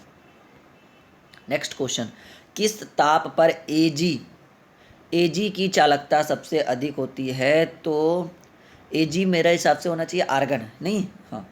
किस ताप पर Ag की चालकता सबसे अधिक होती है, सॉरी 20 डिग्री सेल्सियस पर। किस ताप पर Ag की चालकता सबसे अधिक होती है, 20 डिग्री ताप पर। नेक्स्ट क्वेश्चन, क्वेश्चन नंबर 15 कि किस ताप पर NH4OH घोल की चालकता सबसे कम होगी। तो ये 15 डिग्री सेल्सियस पर, जो 15 डिग्री सेल्सियस पर जो है ना वो NH4OH की घोल की चालकता सबसे कम होती है। किस ताप पर NH4OH घोल की चालकता सबसे कम होगी, 15 डिग्री सेल्सियस पर। PT, इलेक्ट्रोड पर H+ आयन पहले अवकृत होता है, ये किससे, जिंक यानी Zn2+ से, ठीक है। PT इलेक्ट्रॉन पर जो H आयन है ना वो सबसे पहले अवकृत होता है, किससे पहले, तो Zn2+ यानी जिंक के ऊपर जो +2 का चार्ज है ना उससे पहले, सॉरी ये मैंने गलत बोल दिया थोड़ा सा। नेक्स्ट क्वेश्चन है कि 1 मोल H2O मतलब जल को O2 ऑक्सीजन में ऑक्सीकृत करने के लिए आवश्यक कूलाम्ब होगा, तो 1.93 × 10⁵ कूलाम्ब, ठीक है। कि क्वेश्चन नंबर 17 है कि 1 मोल H2O को O2 में ऑक्सीकृत करने के लिए आवश्यक कूलाम्ब जो होगा वो उसका आंसर होगा 1.93 × 10⁵ कूलाम्ब। चलिए, पोटेशियम ब्रोमाइड विलयन में कौन सा Br2 मुक्त होगा, ठीक है। पोटेशियम ब्रोमाइड विलयन से कौन सा Br2 मुक्त होगा, तो ये Cl2 मुक्त होगा। पोटेशियम ब्रोमाइड विलयन से कौन सा Br2 मुक्त होगा, तो ये Cl2 मुक्त होगा। बहुत अच्छा क्वेश्चन है, नोट करते जाइएगा कॉपी में। आज इस सेशन को, आज इस वीडियो को काफ़ी लंबा खींचते हैं हम, ठीक है। सूखा तेल में कौन सा कम्प्लेक्सन बनता है, तो Zn × NH3 और उसके पर पॉजिटिव चार्ज, ठीक है। ये जो है ना सूखा तेल से ये कॉम्प्लेक्सन बनता है, लिख लीजिएगा कॉपी में, नोट कर लीजिएगा बिल्कुल। धातु जो सरलता से ऑक्सीकृत की जाती है वह क्या कहलाएगा, एल्युमिनियम। ये आपको MP बोर्ड 2013 में पूछा गया क्वेश्चन है कि धातु जो सरलता से ऑक्सीकृत की जाती है वो है एल्युमिनियम। वैद्युत अपघट्ट है, वैद्युत अपघट्ट जो है ना वो जंग को त्वरित करने वाला कारक है। प्रश्न है स्टूडेंट कि वैद्युत अपघट्ट है, तो वैद्युत अपघट्ट जो है ना वो जंग को त्वरित करने वाला जो है वो कारक है। ओके, नेक्स्ट क्वेश्चन, द्रवित सोडियम क्लोराइड के वैद्युत अपघट से कैथोड पर क्या मुक्त होगा? बहुत ही वीवीआई क्वेश्चन है, नोट करिएगा कि द्रवित सोडियम क्लोराइड के वैद्युत अपघट से कैथोड पर मुक्त होगा सोडियम। अब बहुत सारे स्टूडेंट को मैंने वादा किया था कि स्टूडेंट मैं अपना व्हाट्सअप नंबर दूंगा ताकि आप अपना पीडीएफ जल्दी से जल्दी परचेज़ कर सको। ये मैं अपने लिए नहीं कर रहा हूँ, आपके लिए कर रहा हूँ, क्योंकि आप जितना जल्दी करोगे आपका एग्ज़ाम उतना अच्छा जाएगा। इस पीडीएफ में क्या क्या इंक्लूड रहेगा? पहला नंबर तो हम आपको चैप्टर वाइज, समझो इस चीज़ को, बात को, पहले हमारी बातों को समझो। जो हम आपको पीडीएफ देंगे वो आपको व्हाट्सएप पे सेंड किया जाएगा। चैप्टर वाइज जितने भी चैप्टर हैं उसके ऑब्जेक्टिव क्वेश्चन देंगे, चैप्टर वाइज शॉर्ट क्वेश्चन देंगे, चैप्टर वाइज लॉन्ग क्वेश्चन देंगे, चैप्टर वाइज जो गैस क्वेश्चन होते हैं ना, चैप्टर वाइज गैस क्वेश्चन देंगे, लॉन्ग एंड शॉर्ट दोनों का, और बाकी जो न्यूमेरिकल्स बचेंगे वो देंगे, ठीक है।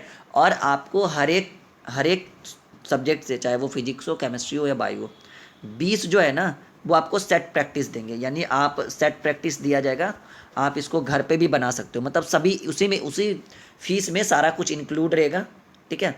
जो मैंने अभी नंबर, आप समझ रहे हो ना, 20 सेट प्रैक्टिस आपको दिया जाएगा। जो नंबर मैंने यहाँ पे आपको बताया 752031, ये हमारी टीम का नंबर है, बिल्कुल जेन्युइन नंबर है, कोई भी फ्रॉड नहीं है। हमारी टीम के थ्रू पिछले साल 16,000 बच्चों ने पीडीएफ परचेज़ किया और सबके एग्जाम अच्छे गए, सबके अच्छे गए। आपके जो सीनियर हैं, भाई बहन हैं, जिन्होंने अगर ड्रीम क्लासेस से पढ़ा तो पूछो कि हमारी टीम बिल्कुल जेन्युइन टीम है, फ्रॉड नहीं है, बिल्कुल भी नहीं। बहुत सारे यूट्यूब चैनल जो है बिल्कुल फ्रॉड है, मैं नाम नहीं लेना चाहूँगा, लेकिन अब यहाँ पे जो हमारी टीम है, ठीक है, बिल्कुल आपको अच्छे से तैयारी करवाएगी। और एक सब्जेक्ट पे मैंने बताया कि क्या क्या इंक्लूड रहेगा। Objective, short question, long question, VVI question, और चैप्टर वाइज गेस क्वेश्चन, और न्यूमेरिकल्स, और 20 सेट प्रैक्टिस हर एक सब्जेक्ट में। ये आपको सेट प्रैक्टिस जो है ना, ये आपको पहले ही प्रोवाइड किया जाएगा, ठीक है। ये आपको पीडीएफ के रूप में प्रोवाइड किया जाएगा, और इसके आंसर भी रहेंगे, और सभी के आंसर रहेंगे पीडीएफ में, लॉन्ग शॉर्ट ऑब्जेक्टिव सभी के आंसर रहेंगे। ये मत सोचना कि मैं सिर्फ क्वेश्चन दूंगा, विद सॉल्यूशन के साथ आपको किताब की तरह मिलेगी, जो आपके व्हाट्सएप पे शेयर किया जाएगा। तो इसके लिए आप नंबर मैंने दे दिया, आप वहाँ पे कॉन्टैक्ट कर लो। किस धातु आयन का अवकरण विभव जल से अधिक होता है? तो Cu2+ एंड Ag+ पे, ठीक है। ये जो क्वेश्चन है कि किस धातु आयन का अवकरण जो है ना विभव जल से अधिक होता है, Cu2+ and Ag+। Next question है कि मरकरी सेल में किसका लेप भरा होता है? तो KOH+ ZNO का लेप जो होता है ना, मरकरी का जो सेल होता है ना, सॉरी हाँ, उसमें किसका लेप भरा हुआ रहता है? तो KOH+ ZNO का लेप भरा हुआ होता है। शुष्क सेल में किसका लेप भरा होता है? तो NH4Cl और प्लस ZnCl2 का लेप भरा होता है। शुष्क सेल में किसका लेप भरा होता है? तो ये जो है ना, ये आपका हो जाएगा NH4Cl प्लस ZnCl2। कॉलराउस का नियम बताना है, ठीक है। ये बहुत ही इंपॉर्टेंट क्वेश्चन है कॉलराउस वाला, बिल्कुल नोट करिएगा कॉपी में, मोस्ट हाईलाइटेड है। ये क्वेश्चन मैंने खुद एक बार अटैम्प्ट किया था इस क्वेश्चन को, कॉलराउस का जो रूल है, जो नियम है, बहुत इंपॉर्टेंट है, ठीक है। Okay, lambda infinitive m is equal to lambda पर प्लस और प्लस लेमडा माइनस, ये बहुत इंपॉर्टेंट है। चलिए, विद्युत अपघटन में निक्षेपित आयनों की मात्रा निर्भर नहीं करती है। तो जब विद्युत अपघटन होगा ना, तो निक्षेपित आयनों की मात्रा किस पे डिपेंड नहीं करेगी? प्रतिरोध पे जो है ना वो डिपेंड नहीं करेगी। विद्युत अपघटन में निक्षेपित आयनों की मात्रा निर्भर नहीं करती, ये प्रतिरोध पर निर्भर नहीं करती है। ओके, चलिए, फैराडे की इकाई है सी मोल इनवर्स। ओके, सी मोल इनवर्स। चलिए, अगला क्वेश्चन है, विद्युत का सबसे अच्छा सुचालक जिसको कहते हैं कि विद्युत का सबसे अच्छा सुचालक, ये ग्रेफाइट है, जो हीरा का अपर रूप है, माफ़ी चाहते हैं। ओके, सोडियम फ्लोराइड के जलीय घोल का विद्युत विच्छेदन कराने पर घनोद एवं ऋणोद प्राप्त प्रतिफल है Fe और F2 और H2। ये आपको बिहार स्कूल एग्जामिनेशन बोर्ड 2018 में पूछा गया प्रश्न है कि सोडियम फ्लोराइड के जलीय घोल का विद्युत विच्छेदन कराने पर धनोद एवं ऋणोद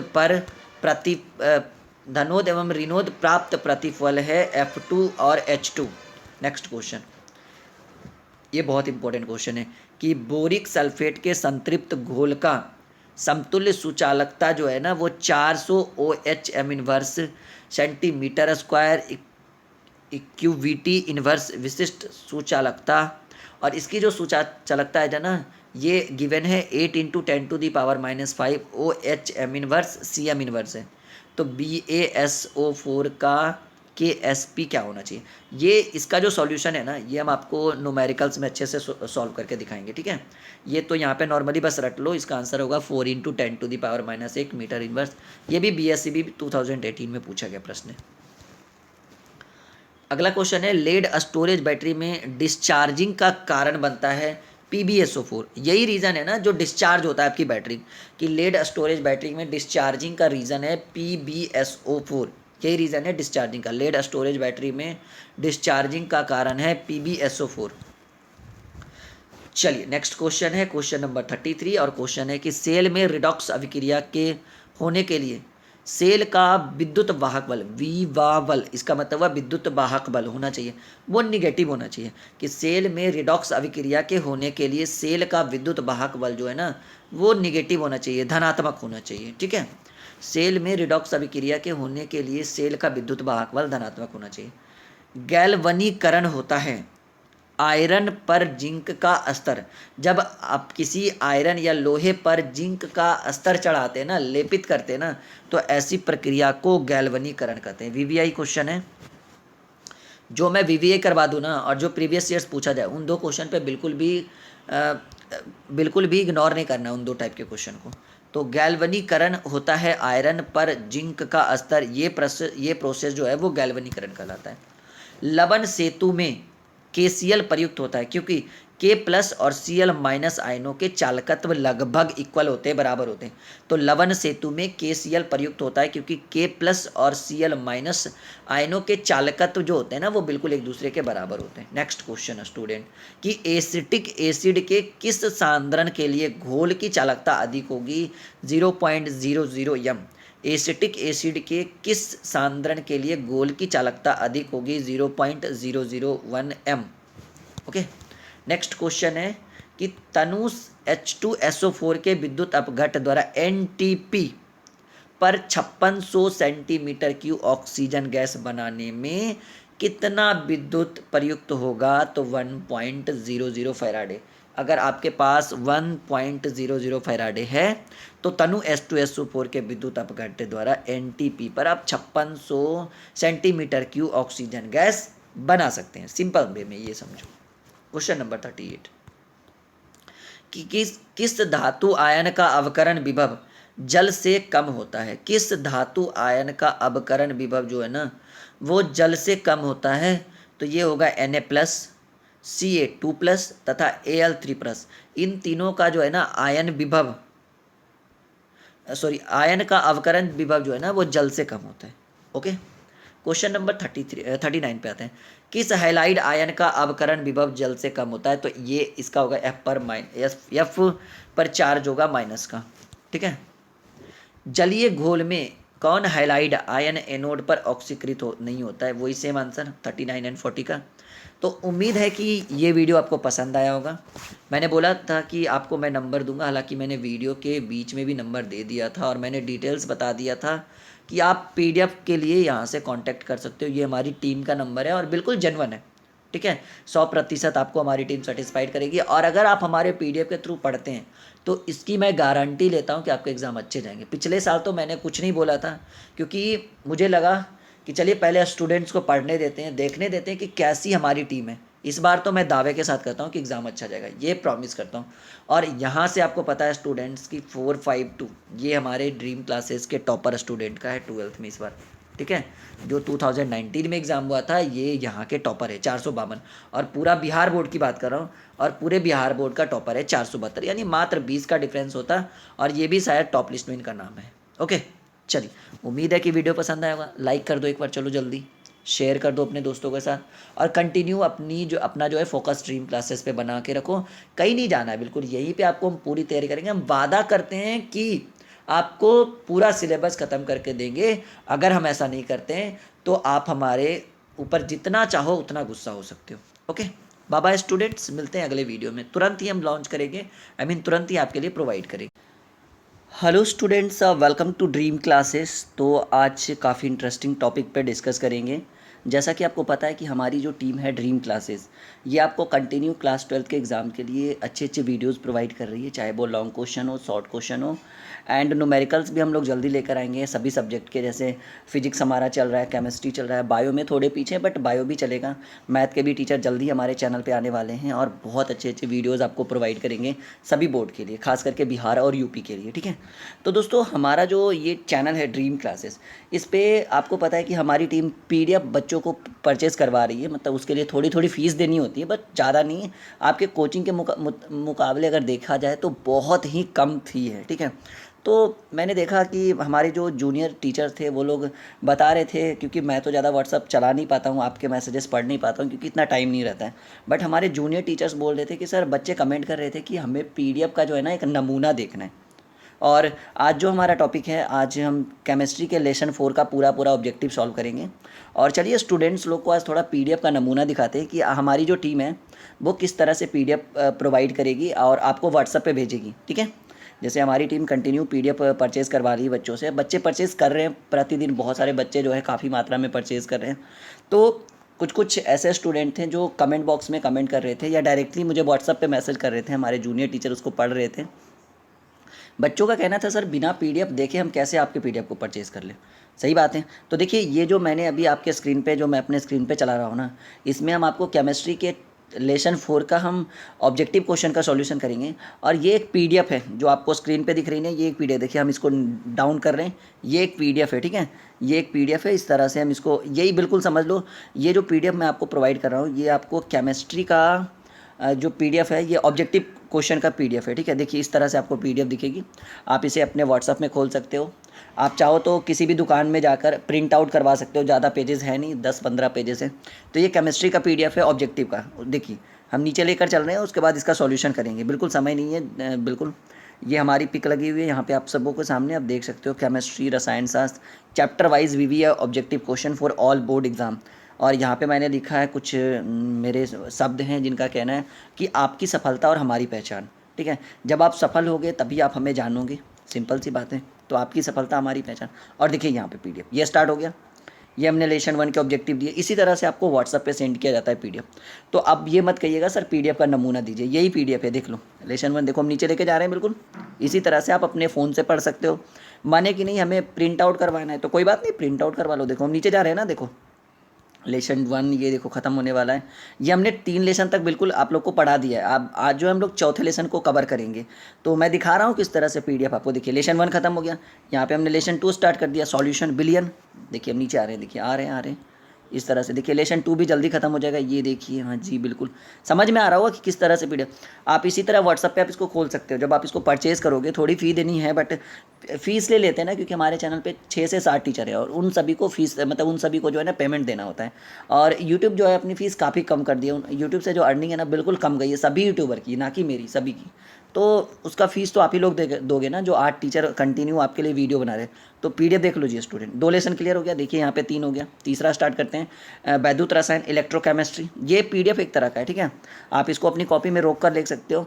और इसी पीडीएफ को हम देखिए chapter wise objective, chapter wise long question, chapter wise short question, chapter wise topic का सॉल्यूशन जो हमारा टॉपिक होता है, चैप्टर वाइज न्यूमेरिकल्स, और चैप्टर, और आपको जो है 20-20 सेट प्रैक्टिस दिया जाएगा, जिससे आप घर पे बैठकर प्रैक्टिस कर सकते हो। बिल्कुल उसी पीडीएफ के अंतर्गत, जो फ़ी है उसी फ़ी के अंतर्गत आपको इतना चीज़ प्रोवाइड होगा। देखिए स्टूडेंट, अब आपको समझ में आ गया होगा कि पीडीएफ किसको कहते हैं। यही एक पीडीएफ है, ये जो हमारा केमिस्ट्री का पीडीएफ है, लगभग काफ़ी बच्चों ने परचेज़ कर लिया है। ठीक है, मतलब पूरा एक सेटअप है, पूरा एक जो जिसको बोलते हैं ना गुच्छा है पीडीएफ का। तो ये तो नॉर्मल से एक टॉपिक हमने दिखाया, आज हम लोग यहाँ से पढ़ेंगे। चलिए ये हमें पढ़ना है। ठीक है, और ये मत सोचिएगा कि जो चीज़ हम यहाँ पे पढ़ाएंगे बिल्कुल वही पीडीएफ रहेगा। पीडीएफ में और भी बहुत सारे चीज़ इंक्लूड रहेंगे। मतलब ये 50% जो हम आपको पढ़ा रहे हैं उसकी वीडियो का ही रहेगा, और 50% अलग से हम इंक्लूड करेंगे जो आपके एग्जाम्स के लिए बहुत इंपॉर्टेंट है। चलिए VVI question, chemistry lesson 4 VVI objective question. Topic का नाम है रासायनिक गतिकी, केमिकल काइनेटिक्स, लेसन 4, और जिसके इंपॉर्टेंट वीवीआई क्वेश्चन को हम डील करेंगे। पहला क्वेश्चन है कि किसी वस्तु के प्रतिक्रिया करने की दर किस पे डिपेंड करता है, तो ये सक्रिय भार पे डिपेंड करता है। 2017 में पूछा गया क्वेश्चन है कि किसी वस्तु के प्रतिक्रिया करने पर या प्रतिक्रिया करने का दर जो है वो किस पे डिपेंड करता है, तो सक्रिय भार पे डिपेंड करता है। नेक्स्ट क्वेश्चन है कि जल में अभिक्रिया की कोटि होती है, तो जल के अभिक्रिया की कोटि या जल में अभिक्रिया की कोटि जो है ना वो बिल्कुल शून्य होती है। काफ़ी बार पूछा गया क्वेश्चन है 2011 में। तो अब आपको कोई दिक्कत नहीं होगा। पीडीएफ किसको कहते हैं, मैंने काफ़ी सारी वीडियोस में अपना व्हाट्सअप नंबर दे रखा है, आप देख सकते हो। काफ़ी सारी वीडियोस जो मैंने लाइव सेशन करवाया था उसमें भी मैंने अपना व्हाट्सअप नंबर दिया, देख लेना। जो वीडियो लाइव वीडियो है ना उसमें मैंने अपना व्हाट्सअप नंबर दे रखा है, तो वहाँ से आप ले सकते हो, डिटेल्स दे सकते हो, मतलब डिटेल्स ले सकते हो और पीडीएफ परचेज कर सकते हो। कोई बड़ी दिक्कत नहीं है, ठीक है, बहुत फ़ायदा होगा। ये देखिए, प्रथम कोटि की अभिक्रिया के लिए टी हाफ, इसको हम अर्ध जीवन काल कहते हैं, ठीक है। अर्ध जीवन काल का मान होता है, ये 2016 में पूछा गया क्वेश्चन है और इसका आंसर होगा 0.693 डिवाइडेड बाई के। ये बहुत ही इंपॉर्टेंट क्वेश्चन है, बहुत ज़्यादा इंपॉर्टेंट। तो पीडीएफ से अब आपको बिल्कुल संतुष्टि हो गई होगी। बहुत सारे बच्चे पीडीएफ मतलब जो गेस्ट क्वेश्चन, जो इंपॉर्टेंट क्वेश्चन, जो नोट्स हम आपको देंगे ना, वही एक पेजेस की तरह, बुक की तरह रहेगी। ओके, चलिए नेक्स्ट क्वेश्चन कि प्रथम कोटि की अभिक्रिया के वेग स्थिरांक की इकाई टी इनवर्स होती है। टी इनवर्स, इसको आप समय का इनवर्स कह सकते हो, ठीक है। T inverse is equal to 1/T भी होता है, ठीक है। कि प्रथम कोटि की अभिक्रिया के वेग स्थिरांक की इकाई होती है टी इनवर्स, और टी इनवर्स को हम लोग इंक्लूड कर सकते हैं या सॉरी कह सकते हैं 1/T। ये 2009 में पूछा गया क्वेश्चन है। हो गए स्टूडेंट्स। नेक्स्ट क्वेश्चन है क्वेश्चन नंबर 5 कि रेडियो सक्रिय विखंडन प्रतिक्रिया है। तो रेडियो सक्रिय विखंडन प्रतिक्रिया, ये प्रथम कोटि की प्रतिक्रिया है जो ना वो रेडियो सक्रिय विखंडन प्रतिक्रिया। अगला क्वेश्चन है क्वेश्चन नंबर 6 कि प्रतिक्रिया की आणविकता नहीं हो सकती है। वो 0 नहीं हो सकता और 0.5, यानी 0 और 0.5 नहीं हो सकता है, 0 और हाफ नहीं हो सकता है। प्रतिक्रिया की आणविकता जो है ना वो नहीं हो सकती है 0 और 0.5। नेक्स्ट क्वेश्चन है कि question number 7, sorry students just a wait. Question number है 7 कि द्वितीय कोटि की अभिक्रिया के लिए या द्वितीय कोटि की अभिक्रिया में वेग स्थिरांक की इकाई होती है litre mole inverse second inverse. ये बहुत ही इंपॉर्टेंट क्वेश्चन है, बहुत हाईलाइटेड क्वेश्चन है। तो द्वितीय कोटि की अभिक्रिया में वेग स्थिरांक की इकाई होती है litre mole inverse second inverse. Next question की ओर आते हैं। ताप वृद्धि के साथ प्रतिक्रिया का वेग बढ़ने का रीज़न क्या है, ठीक है। तो ताप वृद्धि के साथ प्रतिक्रिया का वेग बढ़ने का कारण है टक्कर की संख्या में वृद्धि। जब टक्कर की संख्या में वृद्धि होगा तो ताप में वृद्धि होगा, और ताप में वृद्धि होगा तो प्रतिक्रिया का वेग भी बढ़ जाएगा। सिंपल सा टॉपिक है, ठीक है। नेक्स्ट क्वेश्चन कि दर स्थिरांक निर्भर करता है। तो दर का जो स्थिरांक है ना वो डिपेंड करेगा टेम्परेचर पे, ताप पे डिपेंड करेगा। तो यही क्वेश्चन है कि दर स्थिरांक निर्भर करता है ताप पर। ओके स्टूडेंट्स, नेक्स्ट क्वेश्चन कि ताप वृद्धि के कारण प्रतिक्रिया का अर्ध आयुकाल मतलब वही T inverse, I think T inverse is equal to half, नहीं अर्ध आयुकाल नहीं, वो तो T/2 होता है। यहाँ भी मैंने एक छोटा सा गलती किया था, आई थिंक ये हाँ ये तो ठीक है, अर्धकाल ही था, सॉरी ये बिल्कुल सही है। कौन सा क्वेश्चन था जी, हाँ बिल्कुल सही है कि ताप वृद्धि के कारण प्रतिक्रिया का अर्ध आयुकाल यानी टी हाफ, ऐसे लिखेंगे इसको, ठीक है। और वो जब ताप में वृद्धि करेंगे ना तो अर्धकाल जो है ना, अर्ध आयुकाल, ये घट जाएगा। कि ताप वृद्धि के कारण प्रतिक्रिया का अर्धकाल वो हमेशा घटता है। Okay students, next question number 11 की ओर आते हैं कि प्रतिक्रिया होने के लिए आवश्यक न्यूनतम ऊर्जा कहलाती है थ्रेशहोल्ड ऊर्जा, ठीक है। प्रतिक्रिया होने के लिए आवश्यक न्यूनतम ऊर्जा कहलाती है थ्रेशहोल्ड ऊर्जा। प्रतिक्रिया होने के लिए आवश्यक न्यूनतम ऊर्जा कहलाती है कौन सी ऊर्जा, थ्रेशहोल्ड ऊर्जा। बहुत ही इंपॉर्टेंट है, नोट करिएगा कॉपी में बिल्कुल। चलिए, टंगस्टन के सतह पे क्वेश्चन नंबर 12 कि टंगस्टन के सतह पर अमोनिया का विघटन कितना होता है। तो ये जो है ना ये शून्य कोटि का विघटन या शून्य कोटि की अभिक्रिया होती है। टंगस्टन के सतह पर अमोनिया का विघटन है शून्य कोटि। बहुत ही अच्छा क्वेश्चन है कि टंगस्टन के सतह पर अमोनिया का विघटन किस टाइप का है, वो शून्य कोटि का है। नेक्स्ट क्वेश्चन नंबर 13 कि जल में H2 + Cl2 और ये, ठीक है, जी और ये सूर्य की प्रकाश की उपस्थिति में क्या बनाता है, 2HCl की अभिक्रिया की कोटि। और ऐसे कंडीशन में अभिक्रिया की जो कोटि होगी ना वो शून्य होगी स्टूडेंट्स। कैसी होगी, शून्य होगी, बिल्कुल बहुत अच्छा क्वेश्चन है। क्वेश्चन नंबर 14 की ओर आते हैं कि कोई अभिक्रिया 32 मिनट में 75% पूरी हो जाती है, तो इसके 50% होने के लिए आप चूंकि के नियम से भी बना सकते हो। चूंकि ये ऐसे लिखो कि चूंकि 75% के लिए 32 मिनट, तो 1% के लिए 32/75, आपको कितना चाहिए, 50% चाहिए ना, इंटू 50 कर दो, 25 दूनी 50, 25 तिया 75, और ये लगभग में आपको 32 दूनी 64। ठीक है, 1 मिनट, सही सही बना रहा हूँ ना मैं? हाँ जी, बिल्कुल सही है। 64/3 ये आपको लगभग में, हालांकि इस टाइप से भी बन जाना चाहिए। इसके 50% होने में समय लगेगा, 16 मिनट लग रहा है। अच्छा, ये रिएक्शन कर रहा है ना? हाँ हाँ, सॉरी सॉरी, वो मैं गलत बता रहा था कि कोई अभिक्रिया 32 मिनट में 75% पूरी होती है, तो 50% पूरा होने में समय लगेगा 16 मिनट। इसको जो है हम आपको न्यूमेरिकल्स में अच्छे से प्रूव करके दिखा देंगे। यहाँ पे मैंने कुछ और ही दिमाग लगा दिया था, वो मैंने कैलकुलेशन का दिमाग लगा दिया था, जो मैथ्स के कैलकुलेशन होते हैं कि चूँकि 75% पूरा होने के लिए 32 मिनट्स लगते हैं, then 1 is equal to 32/75, then 50 is equal to 32/75 into 50। नहीं, ये मैंने दिमाग लगा दिया था। चलो, इसके लिए सो सॉरी। नेक्स्ट क्वेश्चन कि शून्य कोटि की प्रतिक्रिया के लिए दर स्थिरांक की इकाई होती है mole litre inverse second inverse. ये मैंने ऊपर भी बताया था, बहुत ही इंपॉर्टेंट क्वेश्चन है कि शून्य कोटि की प्रतिक्रिया के लिए दर स्थिरांक की इकाई mole litre inverse second inverse. Next question, Arrhenius, ये तो बिल्कुल बिल्कुल बिल्कुल इंपॉर्टेंट क्वेश्चन है। ठीक है, कि आरहेनियस समीकरण K is equal to A by minus E A by R T, ये बहुत ही इंपॉर्टेंट क्वेश्चन है। VBI करिए अपनी कॉपी में, जल्दी जल्दी से इस क्वेश्चन को VBI करो, आरहेनियस इक्वेशन, ये आरहेनियस समीकरण, ये बहुत ही इंपॉर्टेंट क्वेश्चन है। चलिए, अभिक्रिया H plus OH minus is equal to H2O। ठीक है, आपको पता है कि H+OH ये पॉजिटिव एक निगेटिव रहेगा, तो ये जल का निर्माण करेगा। और ये किस टाइप की अभिक्रिया, मंद है, शुष्क है, तीव्र है, तो ये तीव्र अभिक्रिया है। ठीक है, अभिक्रिया H++OH minus is equal to H2O बनाता है, जल बनाता है, तो ये तीव्र अभिक्रिया है। क्वेश्चन नंबर 18 की ओर आते हैं कि दर स्थिरांक के किस मान के लिए प्रतिक्रिया शीघ्रता से पूर्ण होगा। दर स्थिरांक के किस मान के लिए प्रतिक्रिया जो है वो शीघ्रता से पूर्ण होगा, तो K इज इक्वल टू 10 का क्यू, K इज इक्वल टू 1000 या 10⁻3। ओके स्टूडेंट्स, क्वेश्चन नंबर 19 कि N2O5 के विघटन के लिए, N2O5 के विघटन के लिए वेग स्थिरांक 7.0 इंटू 10⁻³ सेकेंड इनवर्स है। ठीक है, तो आपको फाइंड आउट करना है कि इस अपघटन के लिए अर्ध आयु काल कितना होगा। तो इसके अपघटन के लिए अर्ध आयु काल जो है ना वो 99 सेकेंड, 99 सेकेंड आपको लगेगा। और ये आखिरी क्वेश्चन है आज के, हालांकि इसमें हम 40 क्वेश्चन डील करेंगे। ठीक है, लेसन 4 जो हमारा टॉपिक है, इसमें हम 40 क्वेश्चन डील करेंगे। आज के सेशन में हम 20 पे स्टॉप कर देंगे, 20 जो है वो आपको अगला लेसन प्रोवाइड कर देंगे, मतलब अगली वीडियो में आपको प्रोवाइड कर देंगे। अभिक्रिया A+2B is equal to 3C के लिए दर नियम है। तो ये आपको देखिए, यदि दर की जो है K इंटू A मॉड लगा हुआ है B, तो अभिक्रिया की कोटि, तो इस क्वेश्चन के लिए आंसर हो जाएगा स्टूडेंट्स की अभिक्रिया की कोटि जो है ना वो 1 है।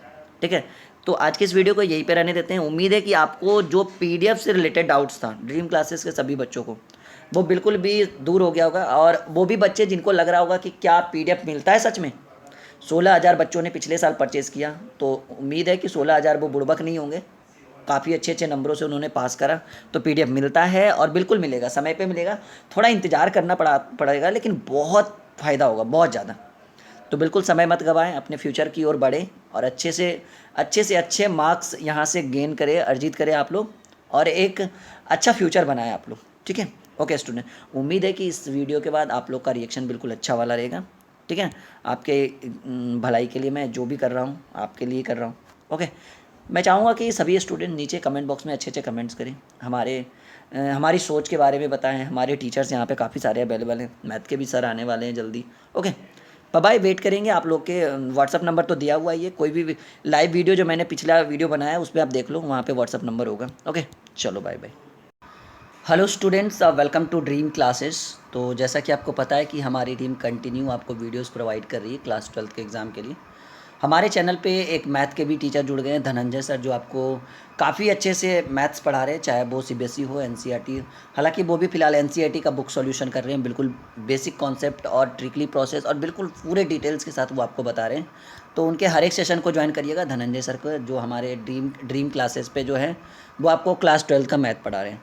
तो दोस्तों, आज हम लोग कुछ इंपॉर्टेंट ऑब्जेक्टिव क्वेश्चन पढ़ेंगे क्लास ट्वेल्थ के एग्ज़ाम के लिए केमिस्ट्री का, ठीक है।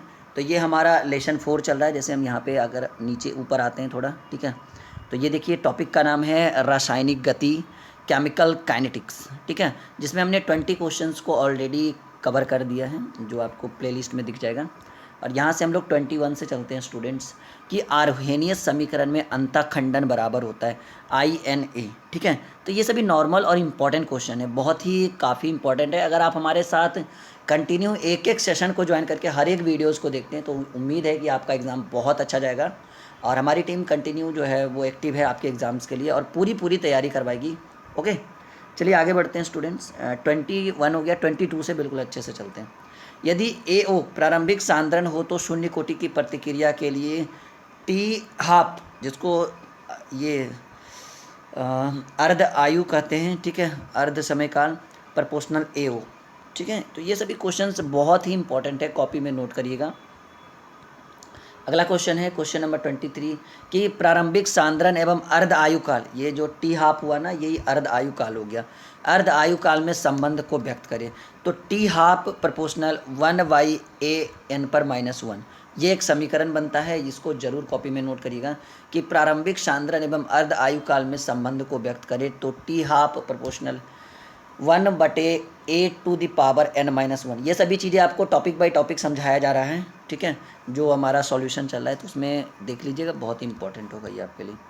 क्वेश्चन नंबर 24 नंबर क्वेश्चन है कि 2A + B, ठीक है, 2A + B = A2B में यदि A का सांद्रण दुगना तथा B का सांद्रण अगर हम आधा कर देंगे तो प्रतिक्रिया की दर फिर भी 2 गुना बढ़ जाएगी, ठीक है। यदि 2A + B = A2B में यदि A का सांद्रण हम डबल कर दे और B का सांद्रण आधा कर दे, ठीक है, तो यहाँ पे देखिए क्या होगा ना, प्रतिक्रिया का दर दुगना हो जाएगा, क्योंकि वहाँ पे 2 करेंगे और इधर हाफ करेंगे तो 2 से 2 कट जाएगा, तो ये दुगना था तो वो 2 ही रह जाएगा। ओके, तो ये इसका आंसर हो गया। क्वेश्चन नंबर 25, एंजाइम उत्प्रेरित प्रतिक्रिया धातु उत्प्रेरित की तुलना में तेज होती है, क्यों? एक्टिवेशन एनर्जी, ठीक है, क्योंकि एक्टिवेशन एनर्जी जो होती है ना वो धातु उत्प्रेरण की तुलना में कम होती है। समझो इस चीज़ को कि एंजाइम उत्प्रेरित प्रतिक्रिया जो होती है वो धातु उत्प्रेरित की तुलना में तेज होती है। इसका क्या रीज़न है? क्योंकि एक्टिवेशन एनर्जी जो है ना वो धातु उत्प्रेरण की तुलना में कम होती है, यही रीज़न है। ओके स्टूडेंट्स, चलिए सभी को डिटेल्स के साथ समझाया जा रहा है, चैप्टर वाइज जब सॉल्यूशन हो रहा है वहाँ। प्रथम कोटि की प्रतिक्रिया के लिए दर स्थिरांक का मान, प्रथम कोटि की प्रतिक्रिया के लिए दर स्थिरांक का मान 3.46 × 10⁻³ मिनट इनवर्स हो तो अर्धकाल आयु T½ कितना हो जाएगा? 200 मिनट, ठीक है। प्रथम कोटि की प्रतिक्रिया के लिए दर स्थिरांक का मान 3 × 4.6 × 10⁻³ मिनट इनवर्स हो तो अर्ध आयु काल होगा 200 मिनट। ओके स्टूडेंट्स, बिल्कुल समझ में आ रहा होगा। ये देखिए काफ़ी इंपॉर्टेंट है, यहाँ पे मैंने छोटा सा फिगर बना दिया, मतलब वो इसको कह सकते हैं ना, इसको आप क्या कह सकते हो, ग्राफ, इस तरह से नॉर्मली, ठीक है। INK तथा 1/T को आप T इनवर्स भी लिख सकते हो, के बीच ग्राफ दिखाए गए हैं तो प्रतिक्रिया की प्रकृति जो होगी वो ऊष्माक्षेपी होगी। बहुत ही अच्छा क्वेश्चन है ये कि INK तथा 1/T के बीच ग्राफ पर दिखाए गए प्रतिक्रिया की प्रकृति क्या होगी? तो प्रतिक्रिया की प्रकृति जो होगी वो ऊष्माक्षेपी होगी, ठीक है स्टूडेंट्स। प्रतिक्रिया की प्रकृति कैसी होगी? ऊष्माक्षेपी होगी। नेक्स्ट क्वेश्चन, अल्कलाइन माध्यम में इथाइल एसीटेट का जलांशन किया गया तो प्रतिक्रिया की कोटि तथा आणविकता क्या होगी? तो प्रतिक्रिया की कोटि हो जाएगी 1 और आणविकता हो जाएगी 2। अल्कलाइन माध्यम में इथाइल एसीटेट का जब जलांशन करेंगे ना तो प्रतिक्रिया की कोटि एवं आणविकता, कोटि 1 हो जाएगी और आणविकता 2 हो जाएगी। ओके स्टूडेंट, नॉर्मल है, थोड़ा सा कन्फ्यूजिंग चैप्टर है ये। अभिक्रिया B के लिए, ठीक है, A = B के लिए वेग स्थिरांक निरूपित किया जाता है -dA/dt, ठीक है। A को आप मॉड में रखिएगा। अभिक्रिया A = B के लिए वेग स्थिरांक निरूपण किया जाता है -dA/dt। आगे बढ़ते हैं, बिल्कुल समझ में आ रहा होगा, उम्मीद है कि चलिए, ये तो क्वेश्चन थोड़ा सा पीछे भी पूछा गया था कि प्रतिक्रिया का एक्टिवेशन एनर्जी निकाला जाता है तो दो भिन्न ताप पर दर स्थिरांक की गणना द्वारा। प्रतिक्रिया का एक्टिवेशन एनर्जी निकालने का क्या रीज़न है, क्या मतलब प्रोसेस है? दो भिन्न ताप पर दर स्थिरांक की गणना द्वारा हम प्रतिक्रिया का एक्टिवेशन एनर्जी निकाल सकते हैं। ओके स्टूडेंट्स, बिल्कुल आ रहा होगा समझ में। नेक्स्ट क्वेश्चन कि प्रथम कोटि की अभिक्रिया का अर्ध आयुकरण, ठीक है, अर्ध आयुकारण 60 मिनट है, सॉरी, प्रथम कोटि की अभिक्रिया का अर्ध आयुकारण 60 मिनट है तो 240 मिनट के बाद कितना प्रतिशत शेष बचेगा? तो मात्र 6.25% शेष बचेगा। और इस चीज़ को हम न्यूमेरिकल्स में अच्छे से समझाएंगे कि क्यों 2.65% शेष बचेगा। प्रथम कोटि की अभिक्रिया का अर्ध आयुकारण अगर 60 मिनट है तो 240 मिनट के बाद कितना प्रतिशत शेष बचेगा? 6.25%। ओके स्टूडेंट्स, नेक्स्ट क्वेश्चन, ताज़ा तैयार किया गया चीनी के घोल का प्रकाशीय घूर्णन में परिवर्तन को क्या कहते हैं? तो इसको हम कहते हैं इन्वर्शन, INVERTION, इन्वर्शन, ठीक है। ताज़ा तैयार किया गया चीनी के घोल की प्रकाशीय घूर्णन में परिवर्तन को कहेंगे इन्वर्शन। ताज़ा तैयार किया गया चीनी के घोल की प्रकाशीय घूर्णन में परिवर्तन को क्या कहेंगे स्टूडेंट्स? इन्वर्शन कहेंगे, ठीक है। नेक्स्ट क्वेश्चन है कि समांगी अभिक्रिया A+B=C के लिए दर स्थिरांक की इकाई second inverse mole inverse litre होगा, ठीक है। ये क्वेश्चन बहुत ही इंपॉर्टेंट है, बिल्कुल भी नोट करिएगा अपनी कॉपी में कि समांगी अभिक्रिया A+B=C के लिए दर स्थिरांक की इकाई होगी second inverse mole inverse litre. उम्मीद है कि कॉपी में आप लोग जरूर इस क्वेश्चन को लिख रहे होंगे। नेक्स्ट क्वेश्चन है, देखिएगा, बहुत ही अच्छा क्वेश्चन है ये हमारा, कि एक अभिक्रिया का वेग स्थिरांक समीकरण है के ए का स्क्वायर और बी मॉड का इन्वर्स, ठीक है। तो इस अभिक्रिया की कोटि 3 होगी, ये 2015 में पूछा गया प्रश्न है, ठीक है। बहुत ही अच्छा क्वेश्चन है ये भी, इसे भी अपनी कॉपी में ज़रूर नोट करिएगा। क्वेश्चन नंबर 35, कारक जो अभिक्रिया दर को प्रभावित करता है। तो अभिक्रिया के दर को प्रभावित करने वाला सिर्फ एक ही कारक है, टेम्परेचर, ठीक है। ताप जो है ना वो कंटिन्यू अभिक्रिया के दर को प्रभावित करेगा। अगर आप ताप बढ़ाओगे तब भी अभिक्रिया के दर पर प्रभाव पड़ेगा, अगर आप ताप घटाओगे तब भी अभिक्रिया के दर पर प्रभाव पड़ेगा। तो कारक जो अभिक्रिया के दर को प्रभावित करता है वो हमारा होगा टेम्परेचर, ताप। Next question student, 400 degree Celsius पर H2O2 के प्रथम कोटि अपघटन के लिए अर्ध आयु 346 मिनट है। 400 डिग्री सेल्सियस पर H2O2 के प्रथम कोटि अपघटन के लिए अर्ध आयु 346 मिनट है। तो अभिक्रिया का वेग स्थिरांक होगा 2.0 × 10⁻³ मीटर मिनट इनवर्स, ठीक है। 2.0 × 10⁻³ मिनट इनवर्स, माफ़ी चाहते हैं। नेक्स्ट क्वेश्चन, क्वेश्चन नंबर 37, अभिक्रिया H2 × G + I2 × G, और ये आपको देखिए ये जो है ना दोनों तरफ से रिएक्शन कर रहा है, और = 2H1G का साम्य स्थिरांक Kp पर निर्भर करेगा H2 तथा I2 की मात्रा पर। ये भी प्रश्न आपको 2015 के बोर्ड परीक्षा में पूछा गया क्वेश्चन है। अगर मैं आपको डाउट लग रहा है ना तो आप अपना प्रीवियस ईयर्स बुक का सॉल्यूशन निकालिए, प्रीवियस ईयर्स बुक का कॉपी निकालिए क्वेश्चन, और देखिए क्या ये क्वेश्चन पूछा गया है या नहीं पूछा गया। यदि दर स्थिरांक का मान 2.5 × 10⁻³ मिनट इनवर्स है तो प्रतिक्रिया की कोटि 1 होगी। यदि दर स्थिरांक का मान 2.5 × 10⁻³ मिनट इनवर्स है तो प्रतिक्रिया की कोटि 1 होगी। क्वेश्चन नंबर 39, किसी शून्य कोटि की अभिक्रिया का दर, ठीक है स्टूडेंट, किसी शून्य कोटि की अभिक्रिया का दर क्या होता है? वो निश्चित होता है। कॉपी में इसे जरूर नोट करिएगा, BBI क्वेश्चन है कि किसी शून्य कोटि की अभिक्रिया का दर वो कैसा होता है, निश्चित होता है या अनिश्चित होता है? तो किसी शून्य कोटि की अभिक्रिया का दर बिल्कुल निश्चित होता है। नेक्स्ट क्वेश्चन है, और ये आखिरी क्वेश्चन है, इसके बाद में हम आपको कुछ टिप्स एंड ट्रिक्स प्रोवाइड करने वाले हैं। किसी रासायनिक अभिक्रिया में ढाल का मान खींचा जाता है तो log K तथा T इनवर्स या कहिए 1/T के बीच में। तो देखिए स्टूडेंट्स, आपको कंटिन्यू हम पढ़ा रहे हैं, इसके लिए कोई डाउट नहीं है। हमारे चैनल पे आपको सभी की तैयारी करवाएगी। जैसे अगर आपको कोई डाउट हो, 12th का फिजिक्स पढ़ोगे यहाँ पे, केमिस्ट्री जो मैं बोल रहा हूँ उसकी पूरी गारंटी लेता हूँ। बायो, मैथ, अब तो धनंजय सर आ गए हैं, एक और हमारे अभिषेक सर हैं, वो भी आपको पढ़ाएंगे। मैथ, उसके बाद इंग्लिश। इंग्लिश में हम आपको 100 मार्क्स, 50 मार्क्स, ठीक है, ये सभी पढ़ाएंगे। इसके साथ साथ आपको हिंदी जो है ना, ये आपको चैप्टर वाइज तो नहीं पढ़ाएंगे, लेकिन हाँ कोई बात नहीं, जब आप पीडीएफ परचेज़ करिएगा तो आपको हिंदी में भी पीडीएफ, हिंदी का भी पीडीएफ परचेज़ दिया जाएगा एग्ज़ाम के टाइम, अभी नहीं, अभी मतलब समय लगेगा। और इन सभी के पीडीएफ मिलना तो बिल्कुल स्टार्ट हो गया है, तो आप लोग परचेज़ कर सकते हो हमारे चैनल के थ्रू, ड्रीम क्लासेस के थ्रू। व्हाट्सअप नंबर हमारे किसी भी वीडियो में जिसमें मैं लाइव आता हूँ, उसमें हम आपको व्हाट्सअप नंबर आपका मेरा मिल जाएगा। और बिल्कुल कंटिन्यू फोकस बना के रखें, कंटिन्यूटी बना के रखें, पूरी तैयारी करें, आपका एग्ज़ाम बहुत अच्छा जाएगा। और पीडीएफ के लिए जो है ना पूरा फोकस करें, बहुत फ़ायदा होगा आपको। पीडीएफ जो होता है ना, वो गेस्ट क्वेश्चन और इम्पोर्टेंट क्वेश्चन का नोट्स होता है, एक तरह का बुक का, जो आपको पेज बाय पेज आपके व्हाट्सएप पे प्रोवाइड किया जाता है।